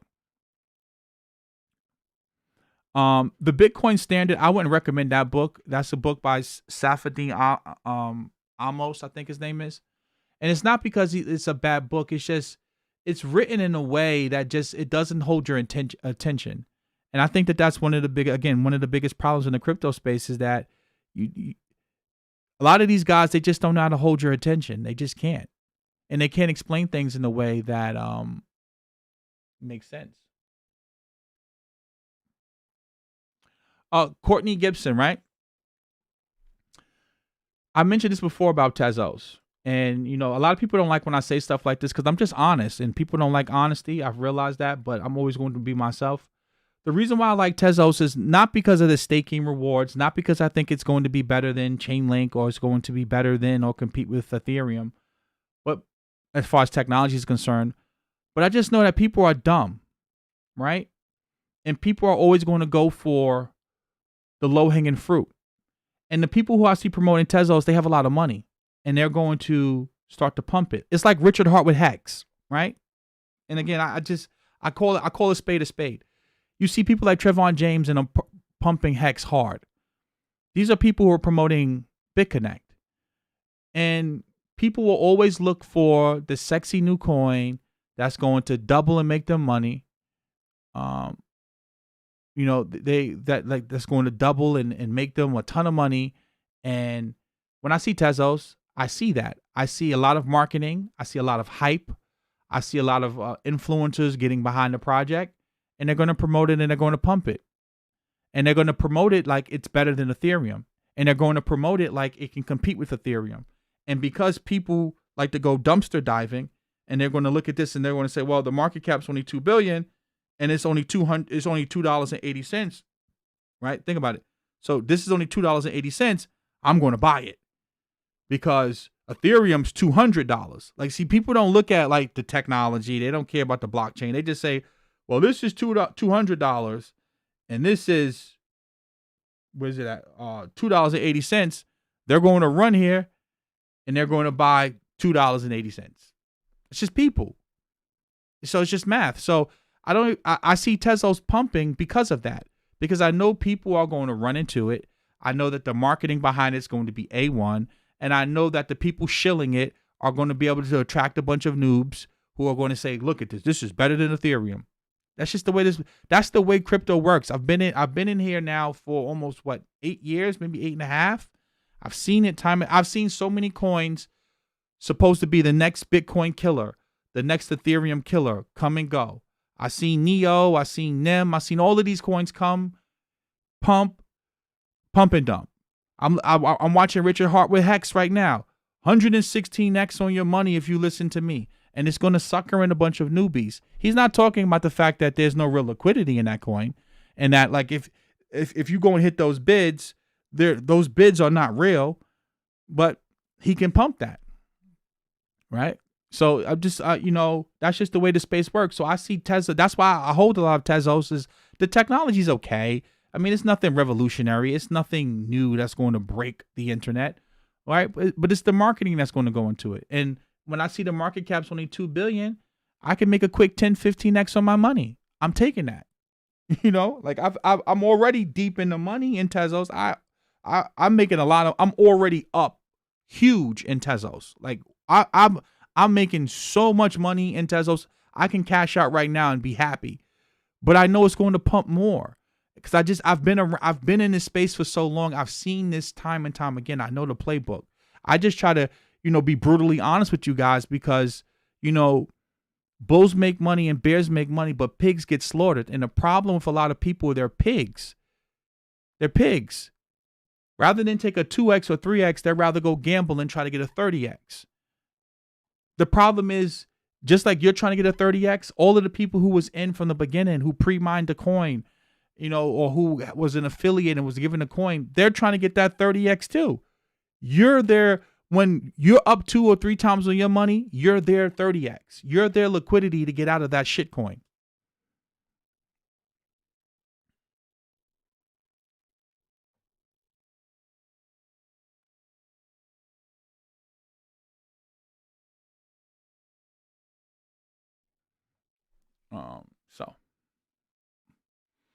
Jim City says Trevon got me hodl BCC to this day.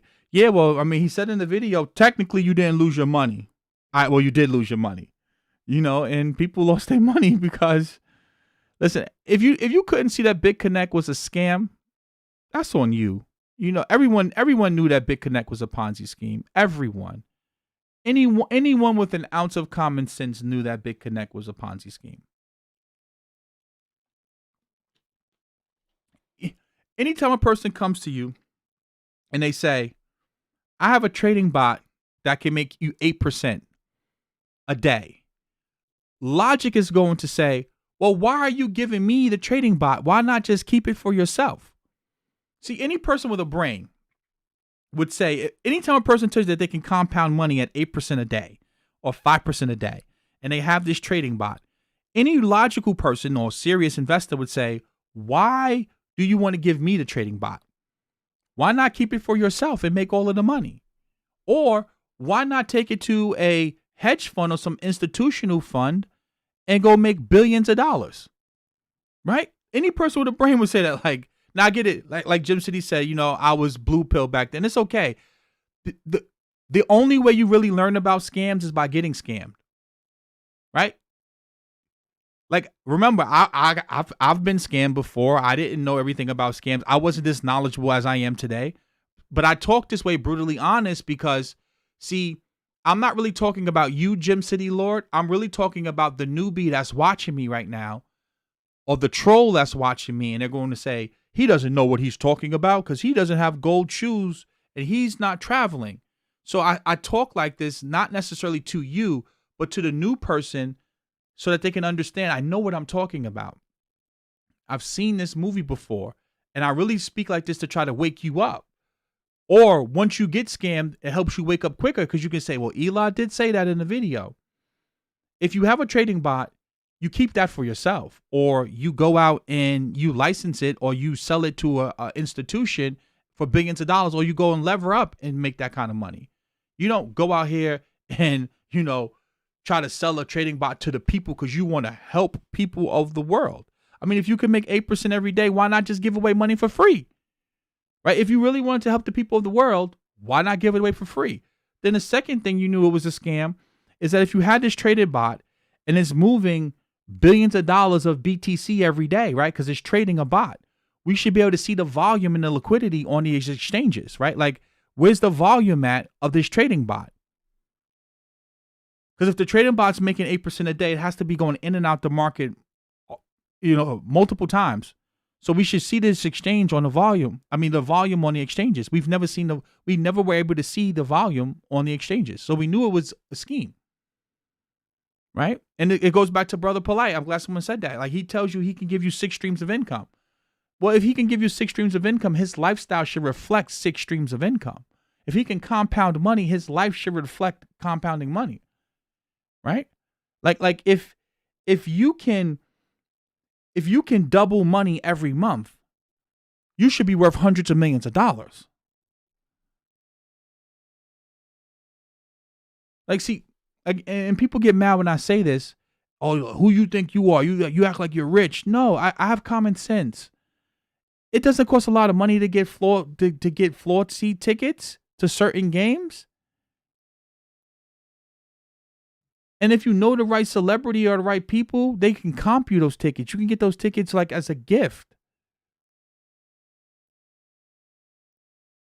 That doesn't mean you have money. You can go rent an Airbnb and flex like it's your mansion. And if you broker the right deal, you can rent the Airbnb for 3 or 4 months. And the Airbnb comes furnished. It comes with a pool. They'll even help you clean it up and everything. That doesn't mean you own it. Getting a nice car, that's just a car payment. The only difference between getting a RAV4 and a BMW is the car payment. It doesn't mean you're rich.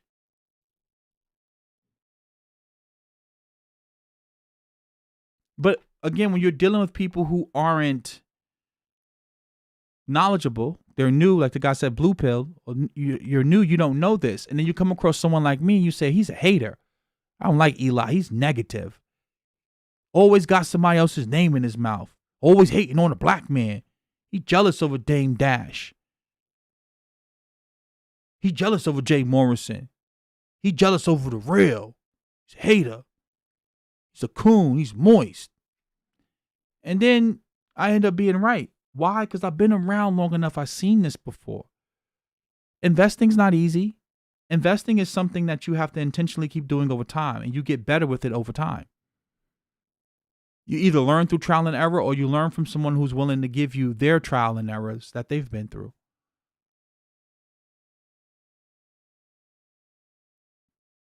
That's just a reality.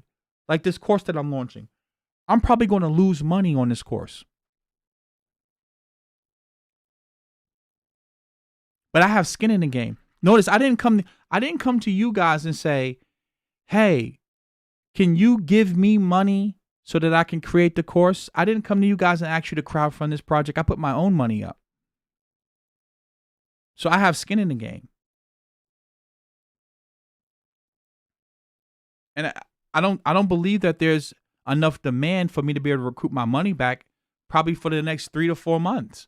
And that's if I get a decent amount of people in, but I'm willing to do that because I believe in, as an entrepreneur, you put your own money up. Right? I put my own money up. So I don't owe anyone nothing because I'm putting my own money up. And that's how business is supposed to be, right? Like you don't crowdfund a business and you get all of the profit. Like the way Jay Morrison has that business set up, that's horrible. Cuz he gets all of the benefit, you get all of the risk. You don't get any reward. Until after he gets it, right? You get all of the risk. So that type of business, I'm taking all of the risk because if you don't like the course, you cancel your subscription, I don't get paid. If you just don't sign up, I don't get paid either. Now, on the back end, if it's successful, then yes, I will make money. But right now, I'm in the hole. How do you think hedge funds getting involved in crypto will affect the market? I think it's going to be good for the market. I think that hedge funds getting involved in the space, it raises the profile. That goes back to the purpose of me making this video about Joe Rogan.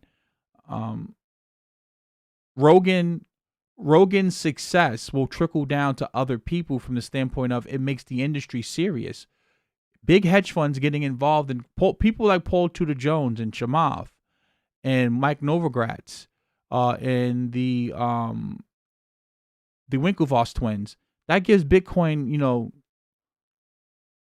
it raises the profile. Now you can't look at it as, oh, it's just some scam or some scheme. Like it raises the seriousness of it.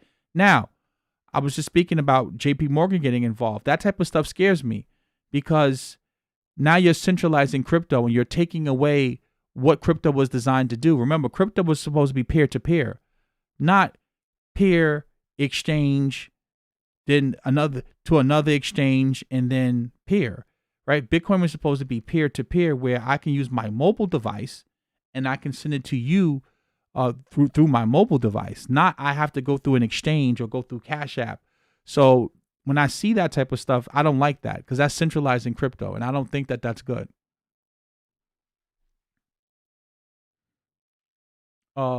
Big Pat Mo, he says he's still getting people investing in that TREF fund for some reason. It's not for some reason. People get mad when I say this. The average person is stupid. People don't like when the average person is lazy and they're stupid. They don't care. All they care about are buzzwords. The average person is not going to sit down, pull up the SEC report, take out 2 or 3 hours, and really read the documents and say to themselves, what am I putting my money into? The average person is not going to do it. The average person will pull up into the McDonald's drive-thru and know the food's poison or won't care and they'll still eat. The average person doesn't care. They just don't. The average person doesn't care about their health. They don't care about their wealth. They don't care about their spirituality. They just don't care. And a lot of you don't like when I say that, but I'm going to say what the truth. Most people don't give a damn about nothing of consequence or importance. They just don't. The average person is like a big child, and they live their lives like a child, playing all day long. That's it. That's it.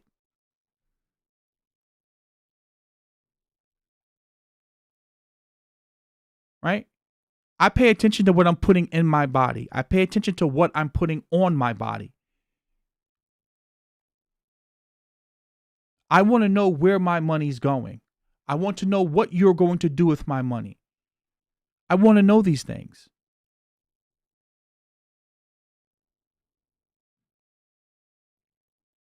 Right?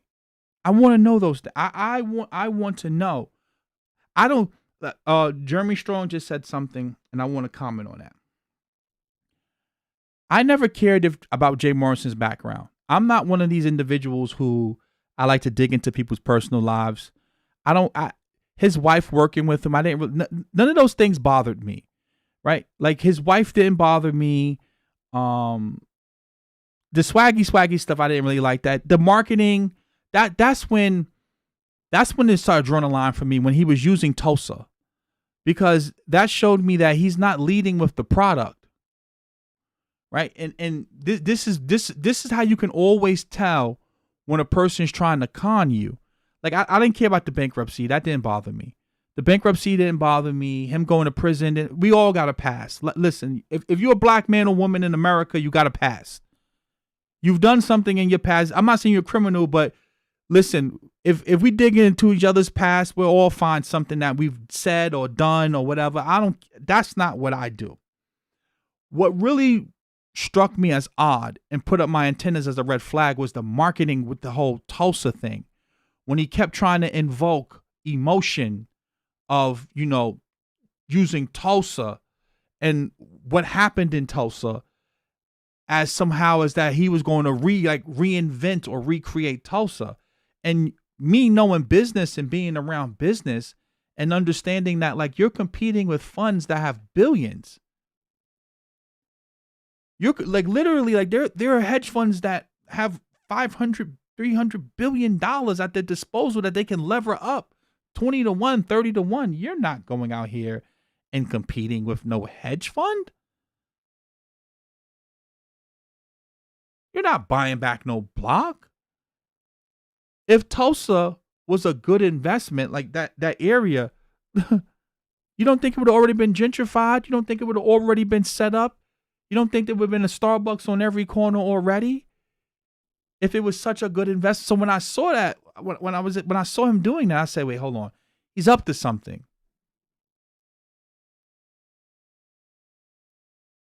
Right? So that right there showed me like, okay, so then I start watching him, and when you listen to him, he never dives into numbers, particulars, details. Okay, we're doing fix and flips. This is what the value is going to be. This is going to be the ARV. Like he doesn't. He gets into that stuff after he goes on a 20-minute rant about OG Gurley and Marcus Garvey and the end. So I said, okay, he's not talking to people like me.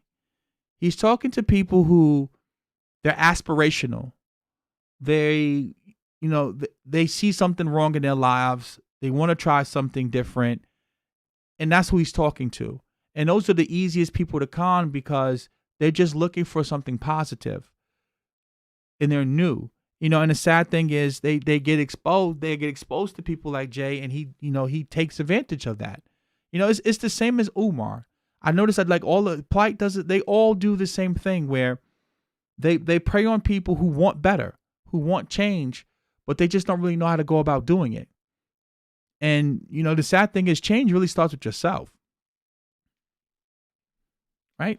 And when you understand that, self-preservation is the highest form of elevation. You start to change within first, and you educate yourself first about what you're putting your money into, and you take small risks. Like Mark Cuban spoke about this in the video. You start small, right? Like you don't go all in with $3,000 or $5,000. You say, okay, oh, well, this is affordable for me. I don't mind losing $100 or $500. Okay, that's small for me. Okay, well, let me go get this book. So I'm going to go to Barnes and Nobles and I'm going to get a book, or I'm going to go on YouTube and watch a video, and I'm going to educate myself first, small, and then work my way up. So many people just jump right in, like Crypto Roots. How the hell you give a man $100,000? You don't even know what risk to reward is, what an LLC is, what a C corp is. You're going to just take $100,000 and just give it to a person that you don't even know the slightest thing about business? That's just dumb. And people don't like when I say that, but I keep it real. My first business opportunity was a network marketing company. was a $500 opportunity. If that network marketing company turned out to be a scam, it was $500. I would be fine. It wouldn't have bankrupted me. It wouldn't have destroyed me. It was $500.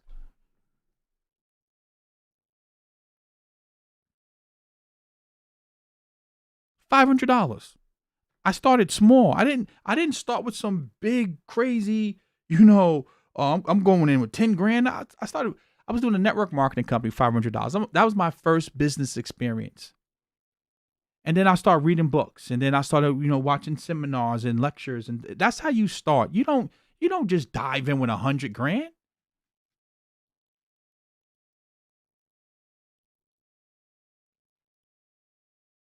I see people investing in things like, who the hell does it? I'm gonna give 100 grand to a stranger that I don't know on the internet, and I don't know the slightest thing about business, with no contract, you don't do that. And Big King, he says Jay Morrison will be on American Greed soon. All it takes is one whistleblower. I doubt it. I believe that Jay Morrison is going to get away with this quite easy, because what he's doing is legal. It's not illegal to take money from suckers, right? They're legally putting their money into this fund. I believe Jay Morrison is going to get away with this clean, easy. I don't see him getting into any trouble. But like Pro Woman Jay said, that was the the side eye too. Would, like, if Tone is trying to come at my business, I'm coming back at him, right? Like, I'll be damned if I'm gonna sit up here and let someone try to question my integrity or ethics about business. I'll come on his show, because coming on his show and shutting them down is going to make you more relevant, not with his followers, but with your followers. See, it's the same thing with Umar. You build credibility by challenging a person who's trying to challenge you. So you build even more credibility when you like, you know what, I'm gonna come on here and talk to you because you're trying to say I'm scamming people, and I want you to tell me how I'm scamming people.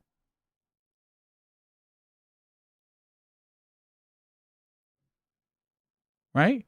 Right? I'm going to, if you tell me I'm scamming people, and you got a platform like that where you got 30, 40, 50,000 people, I'm coming on your platform. Because I want you to explain to me how I'm scamming people. So whenever you see a person that don't want to address that against a big platform, I'm not going to address some little small YouTuber. But if a person got 30,000, 40,000 followers, and he's trying to question my integrity as a businessman, I'm coming on our platform. Not because I think I'm going to convince his subscribers, because I want to show my subscribers. It's the same thing with Umar, right? The fact that Umar would never show his college degrees, that right there, that doesn't breed trust. Because now if I'm a supporter, I'm going to be sitting there like, well, hold on. Like, you always talk about your degrees. Why can't you show them? Right? Like, so whenever you see a person do stuff like that, you gotta say to yourself, like, whoa, like, wait, you on Instagram all day long. You on Twitter all day long. Now all of a sudden a person call you out. You don't want to go on their show. I'll go on your show. I mean, that's just me. I like I said, I'm just different. Person tries to insinuate that I'm stealing money from people or I'm scheming people. I'm going to come on the show, and I want you to prove to me how I'm stealing from people. That's a serious accusation.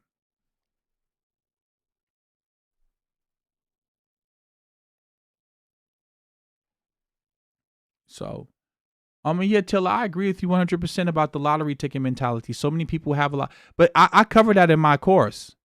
I get straight to the point. I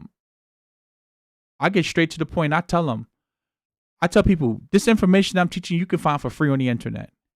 The problem with looking for information for free is it's going to take you a lot of time, and it's going to be scattered. But I tell you up front. See, one thing about me, I don't hide and beat around the bush. I believe that transparency breeds trust.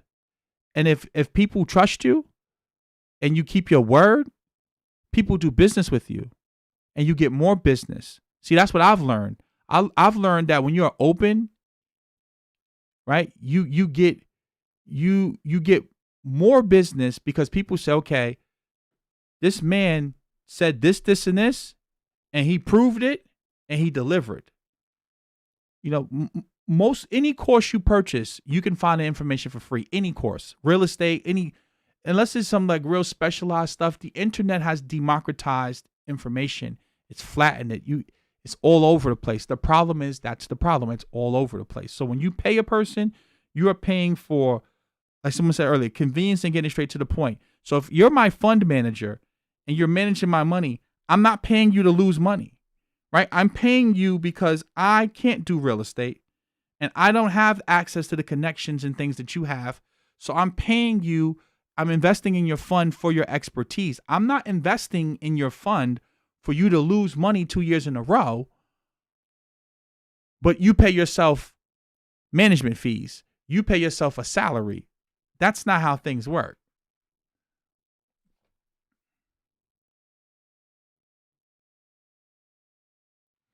You know what, Deep House Nation? I really like that comment.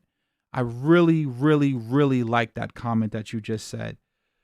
Deep House Nation said something extremely important. He said, the real travesty is he has sabotaged those brothers and sisters who have legitimate ideas and need funding. And I think that that's one of the biggest problems here is that people like Jay Morrison and Polite and Umar and them, when they do this to black people, we already don't have a lot of wealth to begin with. We already have a lot of mistrust and other battles that we're dealing with in our lives. And then when someone like myself comes around and who tries to do something honestly, with integrity, open and honest, in a transparent way, your antennas are up because you're saying, wait, I just went through this with Jay. I just went through this with Polite. Or you hear about people going through that and you say, man, all of these brothers are the same. You hear about Zaza Ali, you say they all the same. They all scamming. And I really, really like that comment because it's true. It's true. And you know what? You shouldn't trust none of these people. You shouldn't even trust me. You should not trust anyone when it comes to your money. And that's why I'm doing the 7-day free trial. I don't want to take money from anyone that doesn't want to give me money. If you don't trust in my content, if you don't believe in it, if you think it's garbage, if you think it's useless, if you think you can find better somewhere else, please go find it. I don't want to take money from anyone. Because one thing about me I've learned a long time ago, you don't really need a lot of people to build with. You only really need a good 5 or 10. Honestly. But Jay has definitely he's messed it up for a lot of people because, now people aren't going to trust. And that's the sad thing. That's the sad thing about it, because he sold himself like he was an expert. And he sold himself like, give me the money and I'm going to take care of everything. And that's why they call people like him a con man, because they're all about confidence. Invest in me. I have the solution. Listen, I can't save black people. You'll never hear me sit up here and tell you that I can. I can't save black people. I would never pretend like I could. No crypto course, no real estate course is going to save the collective. What I can do is I can teach those who are looking for a different way. I can teach them that, but I can't save black people, and I wouldn't claim that I could. I would be lying if I said that I could fix poverty and buy back the block and I'm going to stop gentrification. Only a fool would say that, but Jay Morrison said that. He said that they're going to stop gentrification and they're going to buy back the block. Well, we see that didn't work.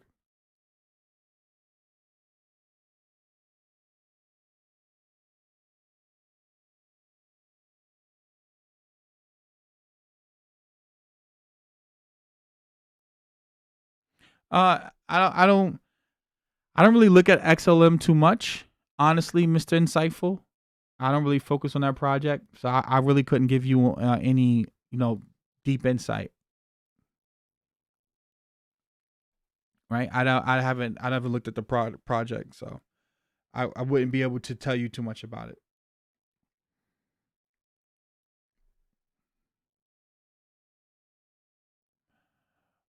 True. My side eye is up in the Sankofa project looking to raise 1 million to help repatriate folks back to Africa and help them start businesses. Sounds overly aspirational, well intentioned, though I don't even have any idea about the Sankofa project, Pro Woman J.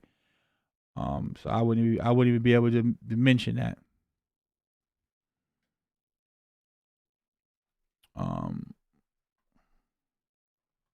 Of course, I believe Mr. Insightful. I believe Bitcoin is going to pump tremendously. Like I said before, I'm banking on Bitcoin easily being at 40K, 50K by the end of this year, easily. So, and I'm looking at Ethereum sitting at about around $1,500 to $2,000 by the end of the year.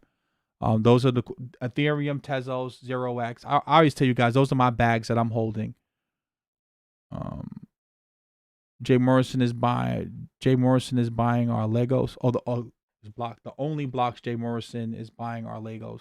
I agree.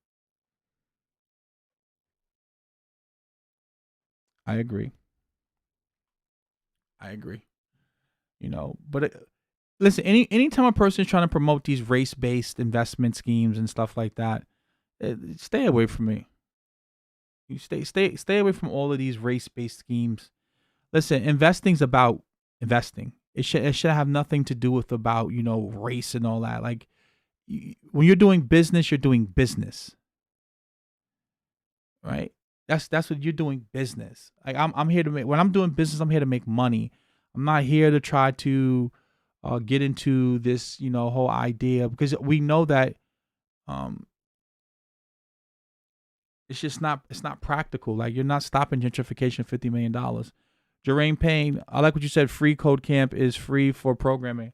Yeah, I have it right here. I had it up here of a Free Code Camp.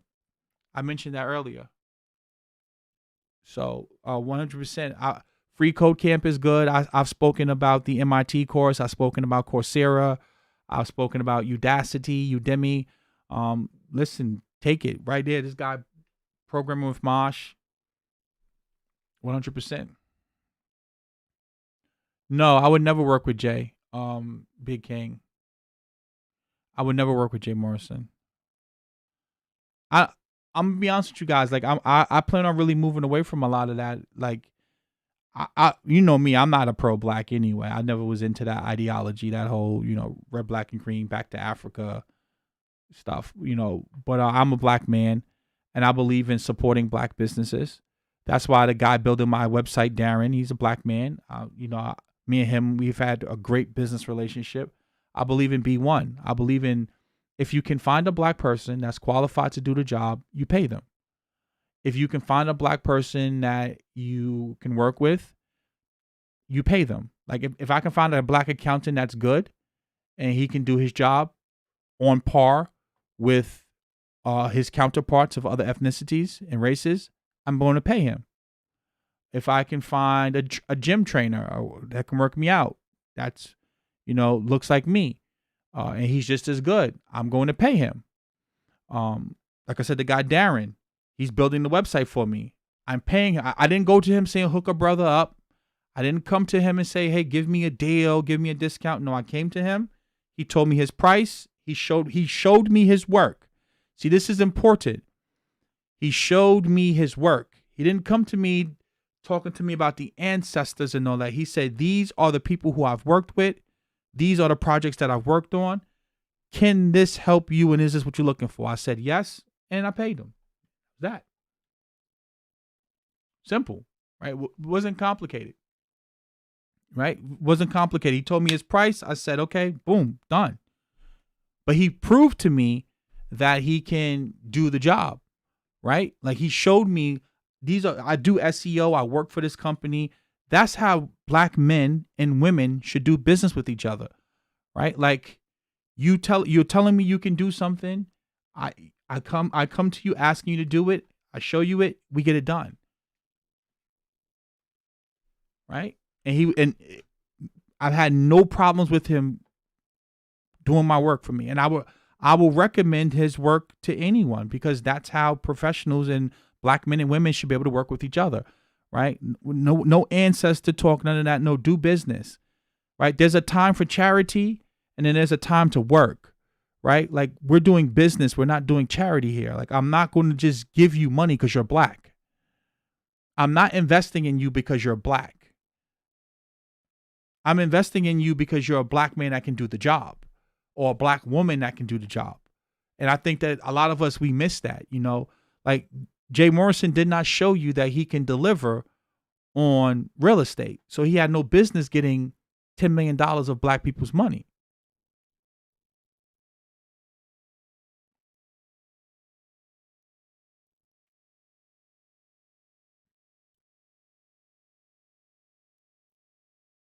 Right? So, again, like I said before, I do business the way business is supposed to be done. And that's why I have this 7-day free trial.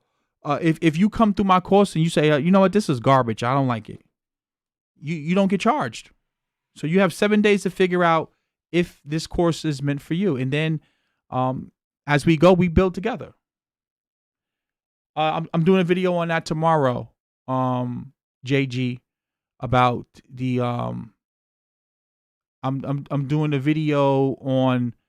I'm probably going to do a video on Nipsey Hussle tomorrow. Probably going to do a video on Nipsey Hussle. Nipsey Hussle made some interesting remarks about cryptocurrencies and Bitcoin. So I'm probably going to do the Nipsey Hussle live stream tomorrow. And then I'll incorporate Jerome Powell's interview into that stream because he basically validated a lot of things that I've spoken about on this channel. So I'm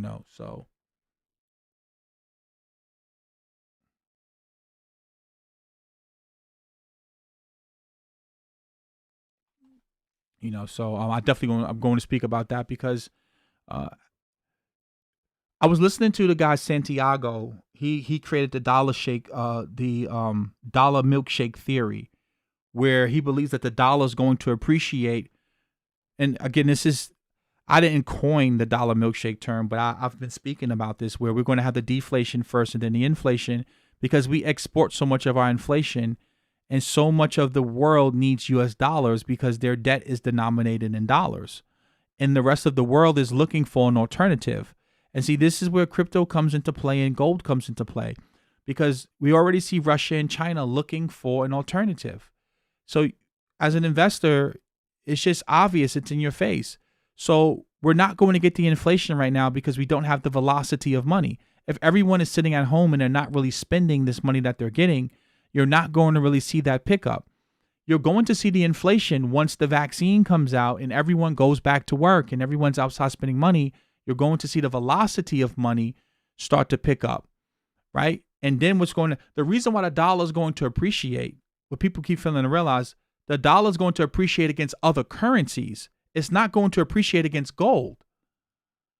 See, so many people miss this, right? Like the dollar appreciation, remember, it's competing against other fiat currencies. Well, every other fiat currency is just as bad as well. Right? So the dollar is going to appreciate versus other fiat currencies, but versus gold and Bitcoin, the dollar is going to depreciate. Right? So this is what people don't understand, right? So these things, they don't happen in a vacuum. There are moving pieces on a chessboard. Every other currency is going to be going down, so the dollar is going to be the best currency out of all of the other fiat currencies.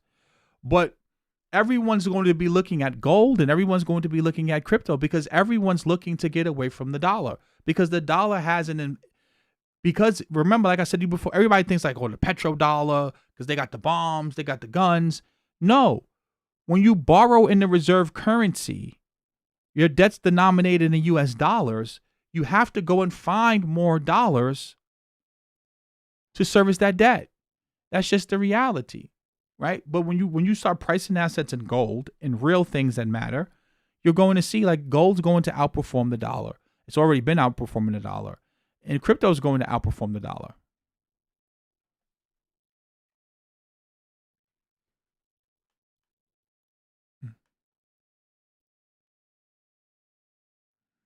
Uh, 100%.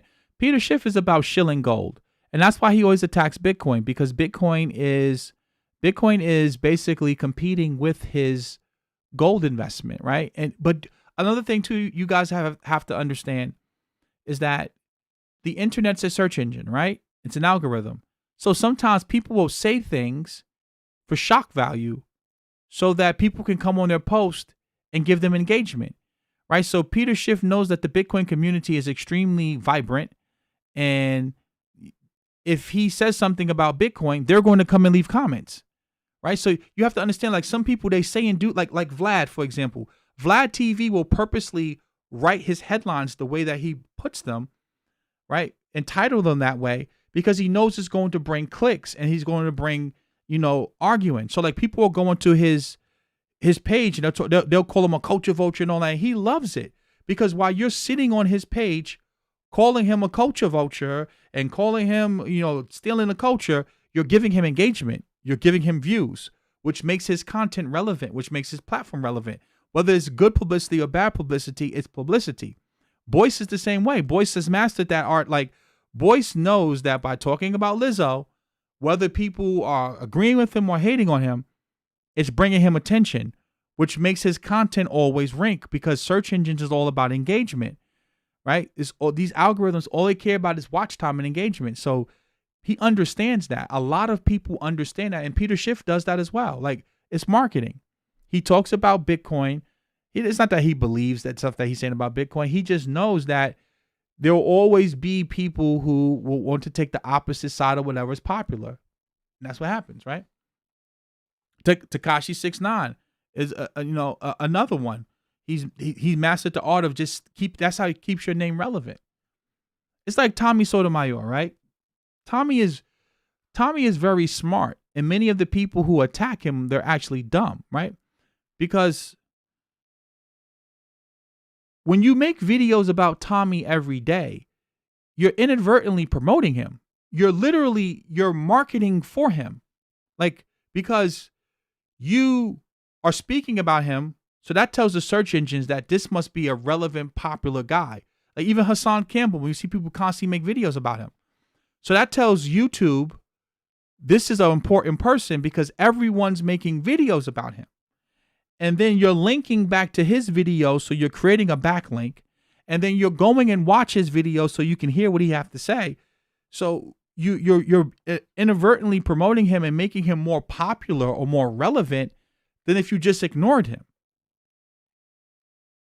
Right? Like if you ignore a person and you don't give them the watch time and you don't give them the click and the view and you don't give them the backlink, they won't be as popular as they currently are. But again, it's just human nature to feel the need to have to respond.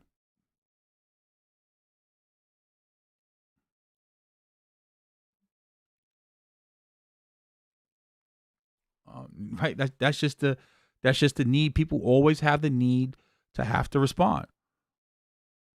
So, and Peter Schiff realizes he doesn't have to catch some people like Peter Schiff. Peter Schiff's rich. He's written 5 books. He owns an investment firm. So he doesn't have to catch the whole Bitcoin wave to be successful, right? He could just be the opposite. Like a lot of cryptocurrencies and coins, they're not better than Bitcoin. They just market themselves as they're better than Bitcoin or they're competing with Bitcoin, right? It's like being the number 2. As long as I'm number 2, I'm still in the game. So a lot of people have mastered that, and that's just, that's just marketing, and you have to understand that. That's why, like, a lot of times, like when I'll see things, or like there's there's people who make videos about me every day, and they call me all type of coons, agents, Uncle Toms. They'll make videos about me. I don't flag them. I don't do anything. I just ignore them. That's it. Because see, if you give them attention, you make them relevant, right? You only should address things that directly impact your finances, your family, your health, and your well-being. If it's not impacting your life, you don't respond to them. No, Tommy is like most disinformation agents. Tommy is a disinformation agent where they mix truth with lies and opinion. Right? So when you watch these individuals, like David Icke does this too. Like David Icke and Brian Rose are doing this with the digital platform right now. A lot of these people, what they do is they mix information, right? So they mix it in a way where they pull you in because some of the things they're saying is true and you agree with, right? But then they take it in a whole nother direction, right? So when you hear Tommy talk about like black men and fathers being in a household, I mean, that's common sense, right? Like everyone knows that, or like a David Carroll when he talks about like how, like the black women are raising these children, like this is common sense, but they skip over all of the things that created that environment, right? Like they skip over why those conditions exist. Like you can't just start from 1990 or 1995 and start talking about the problem. You have to talk about the things that led up to that point that created those environments, right? And a lot of people, they don't, they skip that, right? So you can't talk about the dysfunction in the black community, or the murder rate or the drug rate, and not talk about, well, why are the drugs there in the first place? And why do people have to turn to drugs and not turn to jobs and economic opportunity? Like what's creating that environment? Granted, you don't have to sell the drug, but is there something there that actually, it is going to be able to provide you with the economic opportunity or engine to better yourself?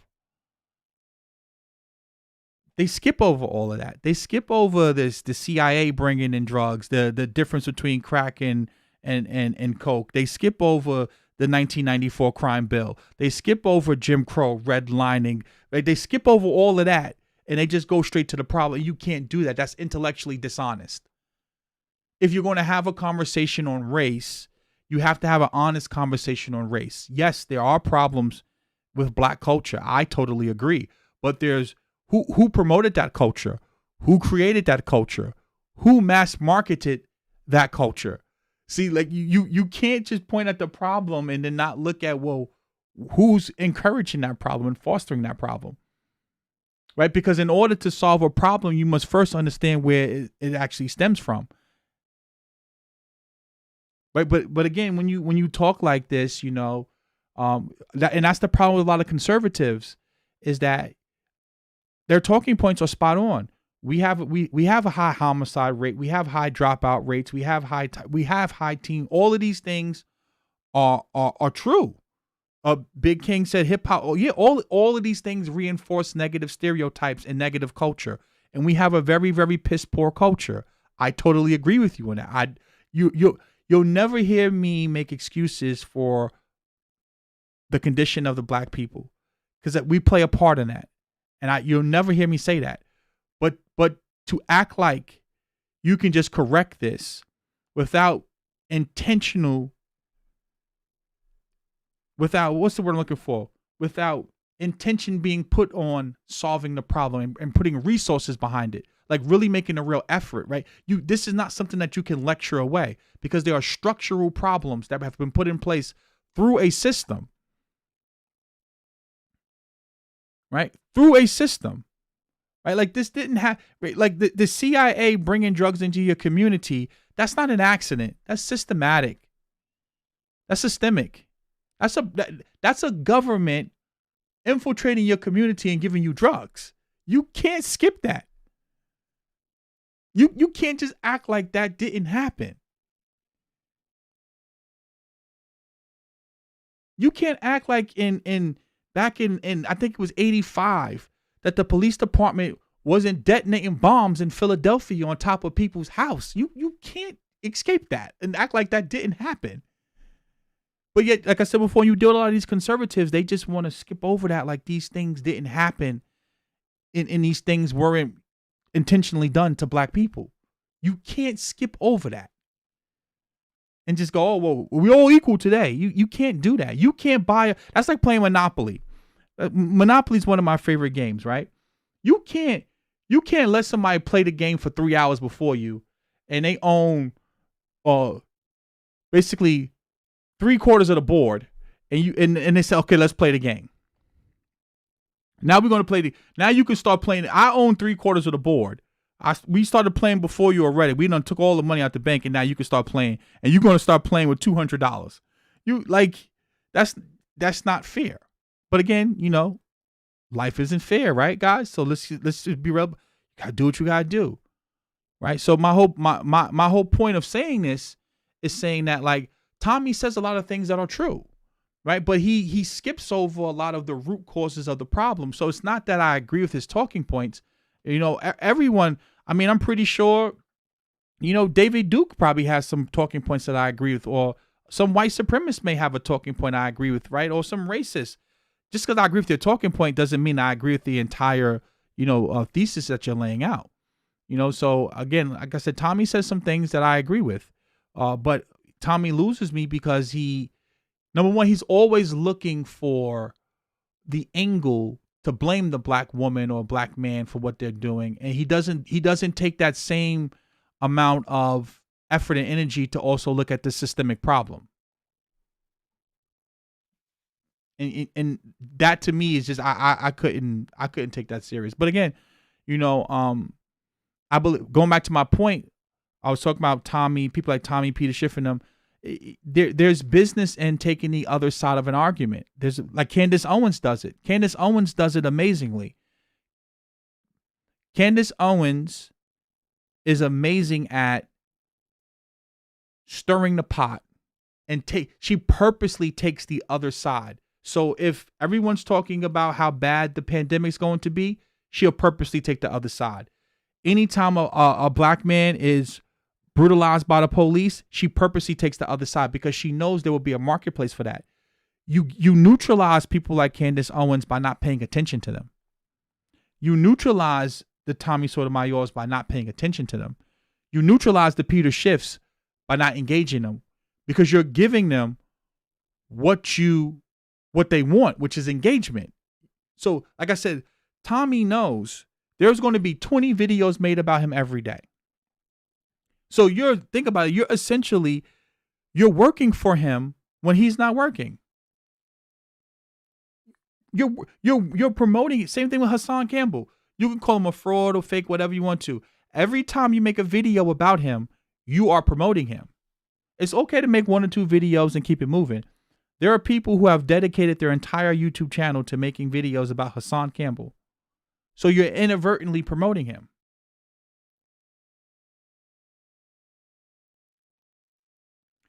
Right? Contrarians. There we go, Deep House Nation. Now, Larry Elder's pretty good because Larry Elder comes with a lot of facts. And people always say, like, oh, you're a flip-flopper. Like, no, I'm just an intelligent person that realizes that the truth is always in the middle. It's not about being a flip-flopper. It's called the truth is always in the middle. It's not the pro-black version. It's not the quote-unquote racist or white version. Most of the time, the truth is somewhere in the middle. Like, prime example, and I'll wrap this up with this. The young guy, Ahmaud Arbery, right now, that was just recently gunned down and killed, right? When Sean King first put the video out, he put the video out from the standpoint like the boy was just jogging, minding his business, right? So everyone saw the video. Let me stop saying seen. Everyone saw the video, and your immediate reaction was like, oh my God, they just killed this black man for running down the street. But that was deceitful, and it was purpose. Now, again, that's not taken to even say what I'm saying right now. For people who have low listening comprehension skills, they're going to say, oh, what? So you're trying to say that those guys are justified? I'm not even saying they were justified. What I'm trying to get you to understand is that there are people who they know how to position information in a way, or content in a way, that gets a reaction out of you, right? So now, Sean King putting that video out that way and positioning it as if the boy was just jogging creates this knee-jerk reaction where now social media gets excited. Oh my God, they just killed this black man for running down the street. And then now we come to find out that he wasn't just jogging down the street, that he did go into the house, right? And he was looking around. And him jogging was him basically running from them. Now, does that mean that the young man deserved to die? No, no one's saying that. But again, many people, they have low listening and reading comprehension skills. So they automatically, if they hear you even say what I just said, you're a coon, you're an agent, you're an Uncle Tom, you're moist, you're a bussy warrior. Because most people don't take the time to really flesh out the full story. Right? And then now the people on the other side, right, because they want to rally up their base, that whole Confederate base, that whole Second Amendment base. Now they want to turn this into a political issue, right? They want to turn this into a political issue because now they start bringing up his old arrests and his old engagements, and now they want to start talking about the Second Amendment, and it creates this whole distraction method where now everyone's arguing about their talking points and no one's focusing on the individual issue. And that's what happens all the time. You see this happen over and over again. It's so black and white. And then people like Jay Morrison and the 19 Keys and all of these different people, they see that. They see the black man get, that happened to him. And then they're professional ambulance chasers, right? So now they see it. They want to go out there and protest. No justice, no peace. Why? Because now they can market that and they can parlay this young man's death into the Tulsa Real Estate Fund, into the gold water. See, so there's so many people that create these ways of feeding off of your dysfunction or your pain, or feeding off of your tragedy. And it keeps it going. They're not really focused on solving the problem, right? So now I could create Black Lives Matter. I can create this into a whole charitable organization. Same thing with the way like Umar was able to, use Kobe Bryant's death to promote the whole idea about the Illuminati, to then piggyback and bring that into, donating to FDMG, right? So people, they utilize all of these different tactics. And this is why you have to be smart when you're consuming this content and understand that everyone has an agenda. Everyone has an agenda that they're trying to push on you. You have to start asking yourself, is that agenda really going to benefit you? Or is it really just meant to get engagement and clicks? Is it meant to get views? Is it meant to sell a real estate or sell a t-shirt, a real estate course, or sell your t-shirt? Like, what is it really for?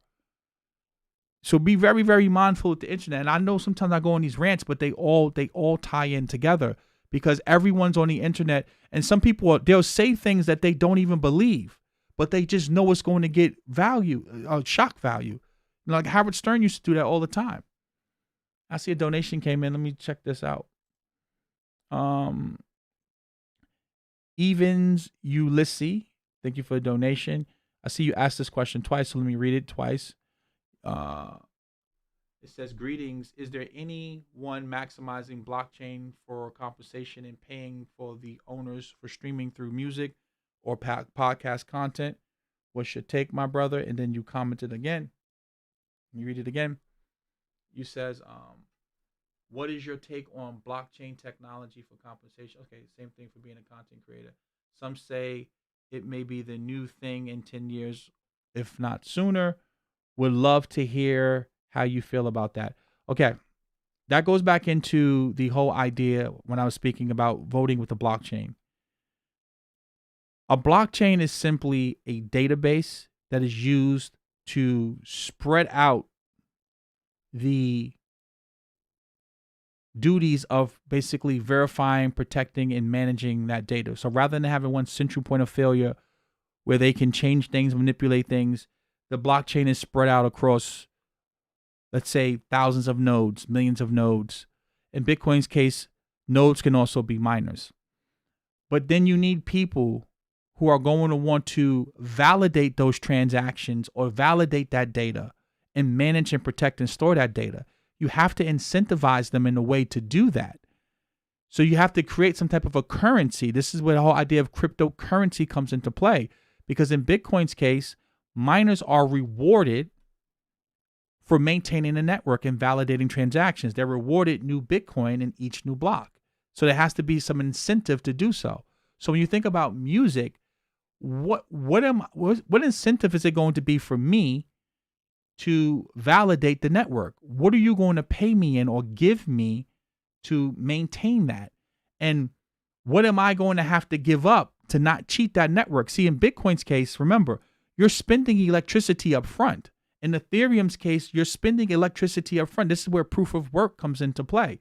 I'm spending thousands of dollars on electricity and on mining equipment to mine these Bitcoin.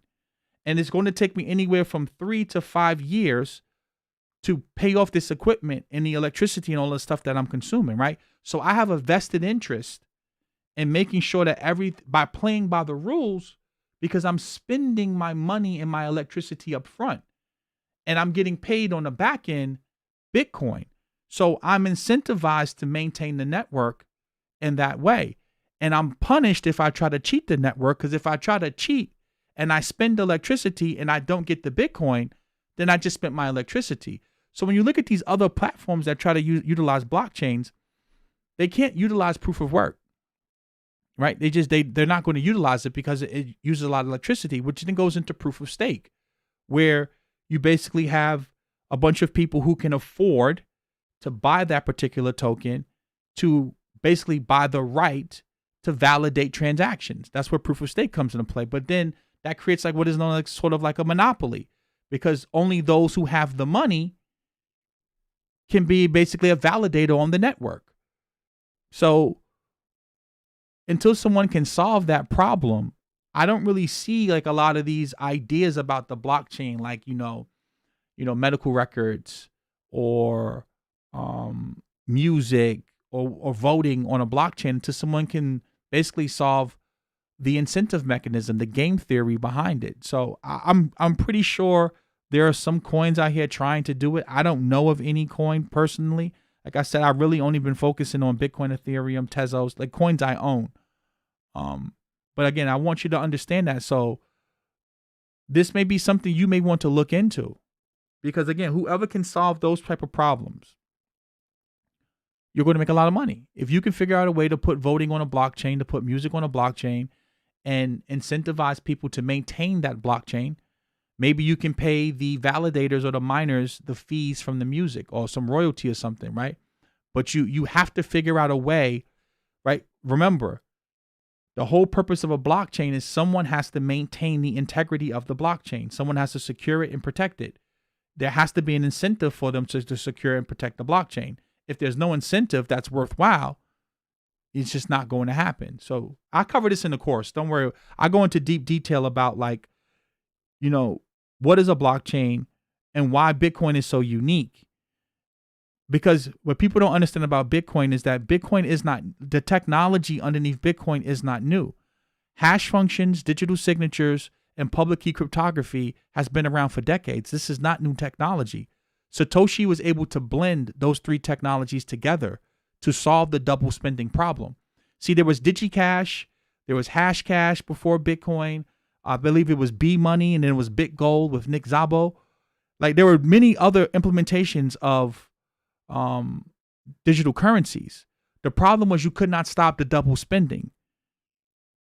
See, the thing with the internet is that it's very easy to double spend something, right? Because it's digital. So this is where hash functions come into play, whereas that hash functions are one-way trapdoors. If you change anything with the input, then the output completely changes. So you can verify the integrity of that data, where you know that there's no way that this person could have spent this transaction twice, because if they tried to, the hash would change. And then now you're paying the miners to verify that and validate that, and you're paying them in Bitcoin. So miners are willing to spend that electricity and spend that money on the mining because they're getting paid in Bitcoin. When you look at these other coins, it's like Filecoin and stuff. It's like you're going to get paid in Filecoin to, hold storage on your computer. It's like, it's not really practical. The course is done, Abner. Moenga. It's just not. I have to wait for the copyrights, because with this whole COVID thing, nothing's really open, right? So it's hard to get like attorneys and stuff to work because they're probably swamped with work. And then Darren's doing some stuff on the back end with the website, like with plugins, because I want to be able to make sure that people aren't going to have like multiple logins. So for example, if you try to log in from let's say 3 different IP addresses, I'm gonna lock you out the course, right? So because some people, they'll try to share the password with each other, and then I have the copyrights in case people try to take my content and share it on the internet for free. Because like I said before, it took me time to really like researching this stuff. I didn't have to research. I know all the, like, you see how I can speak about this stuff freely. Like I know this stuff like the back of my hand. I spent thousands of dollars on courses. I've went to seminars. So like I understand cryptography on I would say like a intermediate level, like the math and all of that. Bitcoin, I know that inside out. But how do you explain that to someone where they can understand it? And that's something that like I was struggling with to really put that information together. Because again, like I said, this is technical stuff and it's boring. So I have to copyright it because you're not going to take my intellectual property and just share it on the internet for free when I wouldn't have brought a green screen. Like I got a big green screen so you can see me in the videos. I went out and purchased the lighting, all kind of stuff. So I'm not going to make that type of investment and then have somebody on the internet just take my stuff and, go give it away for free. So the course is done. It should be out any day now, basically. It's just a matter of getting the copyright stuff done and Darren finishing some things for me on the back end.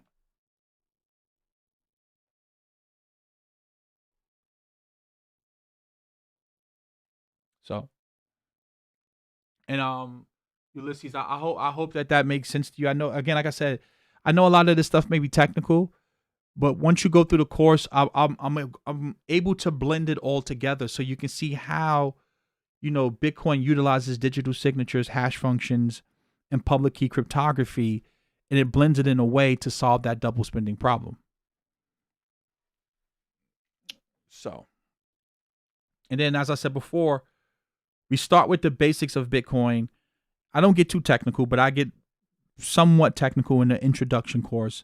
Then in 2 weeks, depending on how the course is, we're going to add the Ethereum course is already done as well. I just don't have it on the site yet. Once we go through, because remember, every week we're going to have 2-hour live streams where I'm going to go through all of your questions about that particular course. Because I structured this in a way where I want to take you from a beginner and then build you up till you can have a deeper understanding, right? The problem with a lot of people in the crypto space is they talk over your head and they don't start with information that you can actually utilize. So I want to start with information that you can actually digest and use. Then in 2 weeks, so every week we'll do the 2-hour live stream. And then in 2 weeks, or maybe 3, depending on how y'all guys respond, then add the Ethereum course. Then we do our weekly live streams, going over the Ethereum course, answering your questions, fleshing out some things. Maybe I may need to explain some things better. And then we'll get into the whole idea about Tor, the Tor network, and why Tor is important, because remember, that's all about encryption as well. So that's the whole point. But as I said to you guys, after about 3 or 4 months, you may outgrow the academy. And then I'm going to recommend you to some more, for those of you who want to go that far. For some of you, you just want to learn how to buy Bitcoin. That's it. And that's cool too, right? Remember, there's nothing wrong with just stopping there. I just want to buy some Bitcoin, put it in my wallet, call it a day. For those of you, you'll find out on the course. But there are going to be those of you who want to try to turn this into a career or look for some entrepreneurial, endeavors. And like, for example, those of you who want to get into developing on a blockchain, you're asking questions about, voting on a blockchain. Well, guess what? Once you have a surface level understanding of what cryptography is, you may want to go out and start seeking information to do that. You may want to get into developing dApps on, Ethereum. You may want to get into trying to put music on the blockchain. There are people working on that stuff now. It's just people are using different implementations. So you'll figure that out for yourself.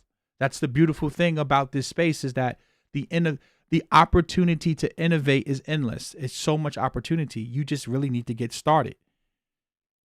So as you outgrow the academy, you will move on to bigger and better things. Some of you may want to go back to college. You may want to take a Udemy course and really dive deep into cryptography and developing on top of blockchains, and that's good. Like I said, my job is to onboard you. My job for a small price is to onboard you, get you into the ecosystem, and then let you go on and move on to whichever direction you want to. And I think that's about it. I think I've covered every question so far. Um, yeah, I think I covered everything pretty much. Don't see anything here. So, all right, guys, we'll wrap it up here. We're coming up on well over 3 hours. I know it's been weeks since I've did a live stream. So thank you guys for tuning in. Please do me a favor and like the video, share the video, subscribe, hit the notification bell.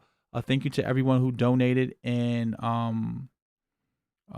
if you want to follow me, if you have any questions or anything, you can hit me up on Instagram. For many of you now, I respond back when you ask me questions and stuff like that. So tomorrow we'll be doing a live stream. I want to stream about Nipsey Hussle and Bitcoin.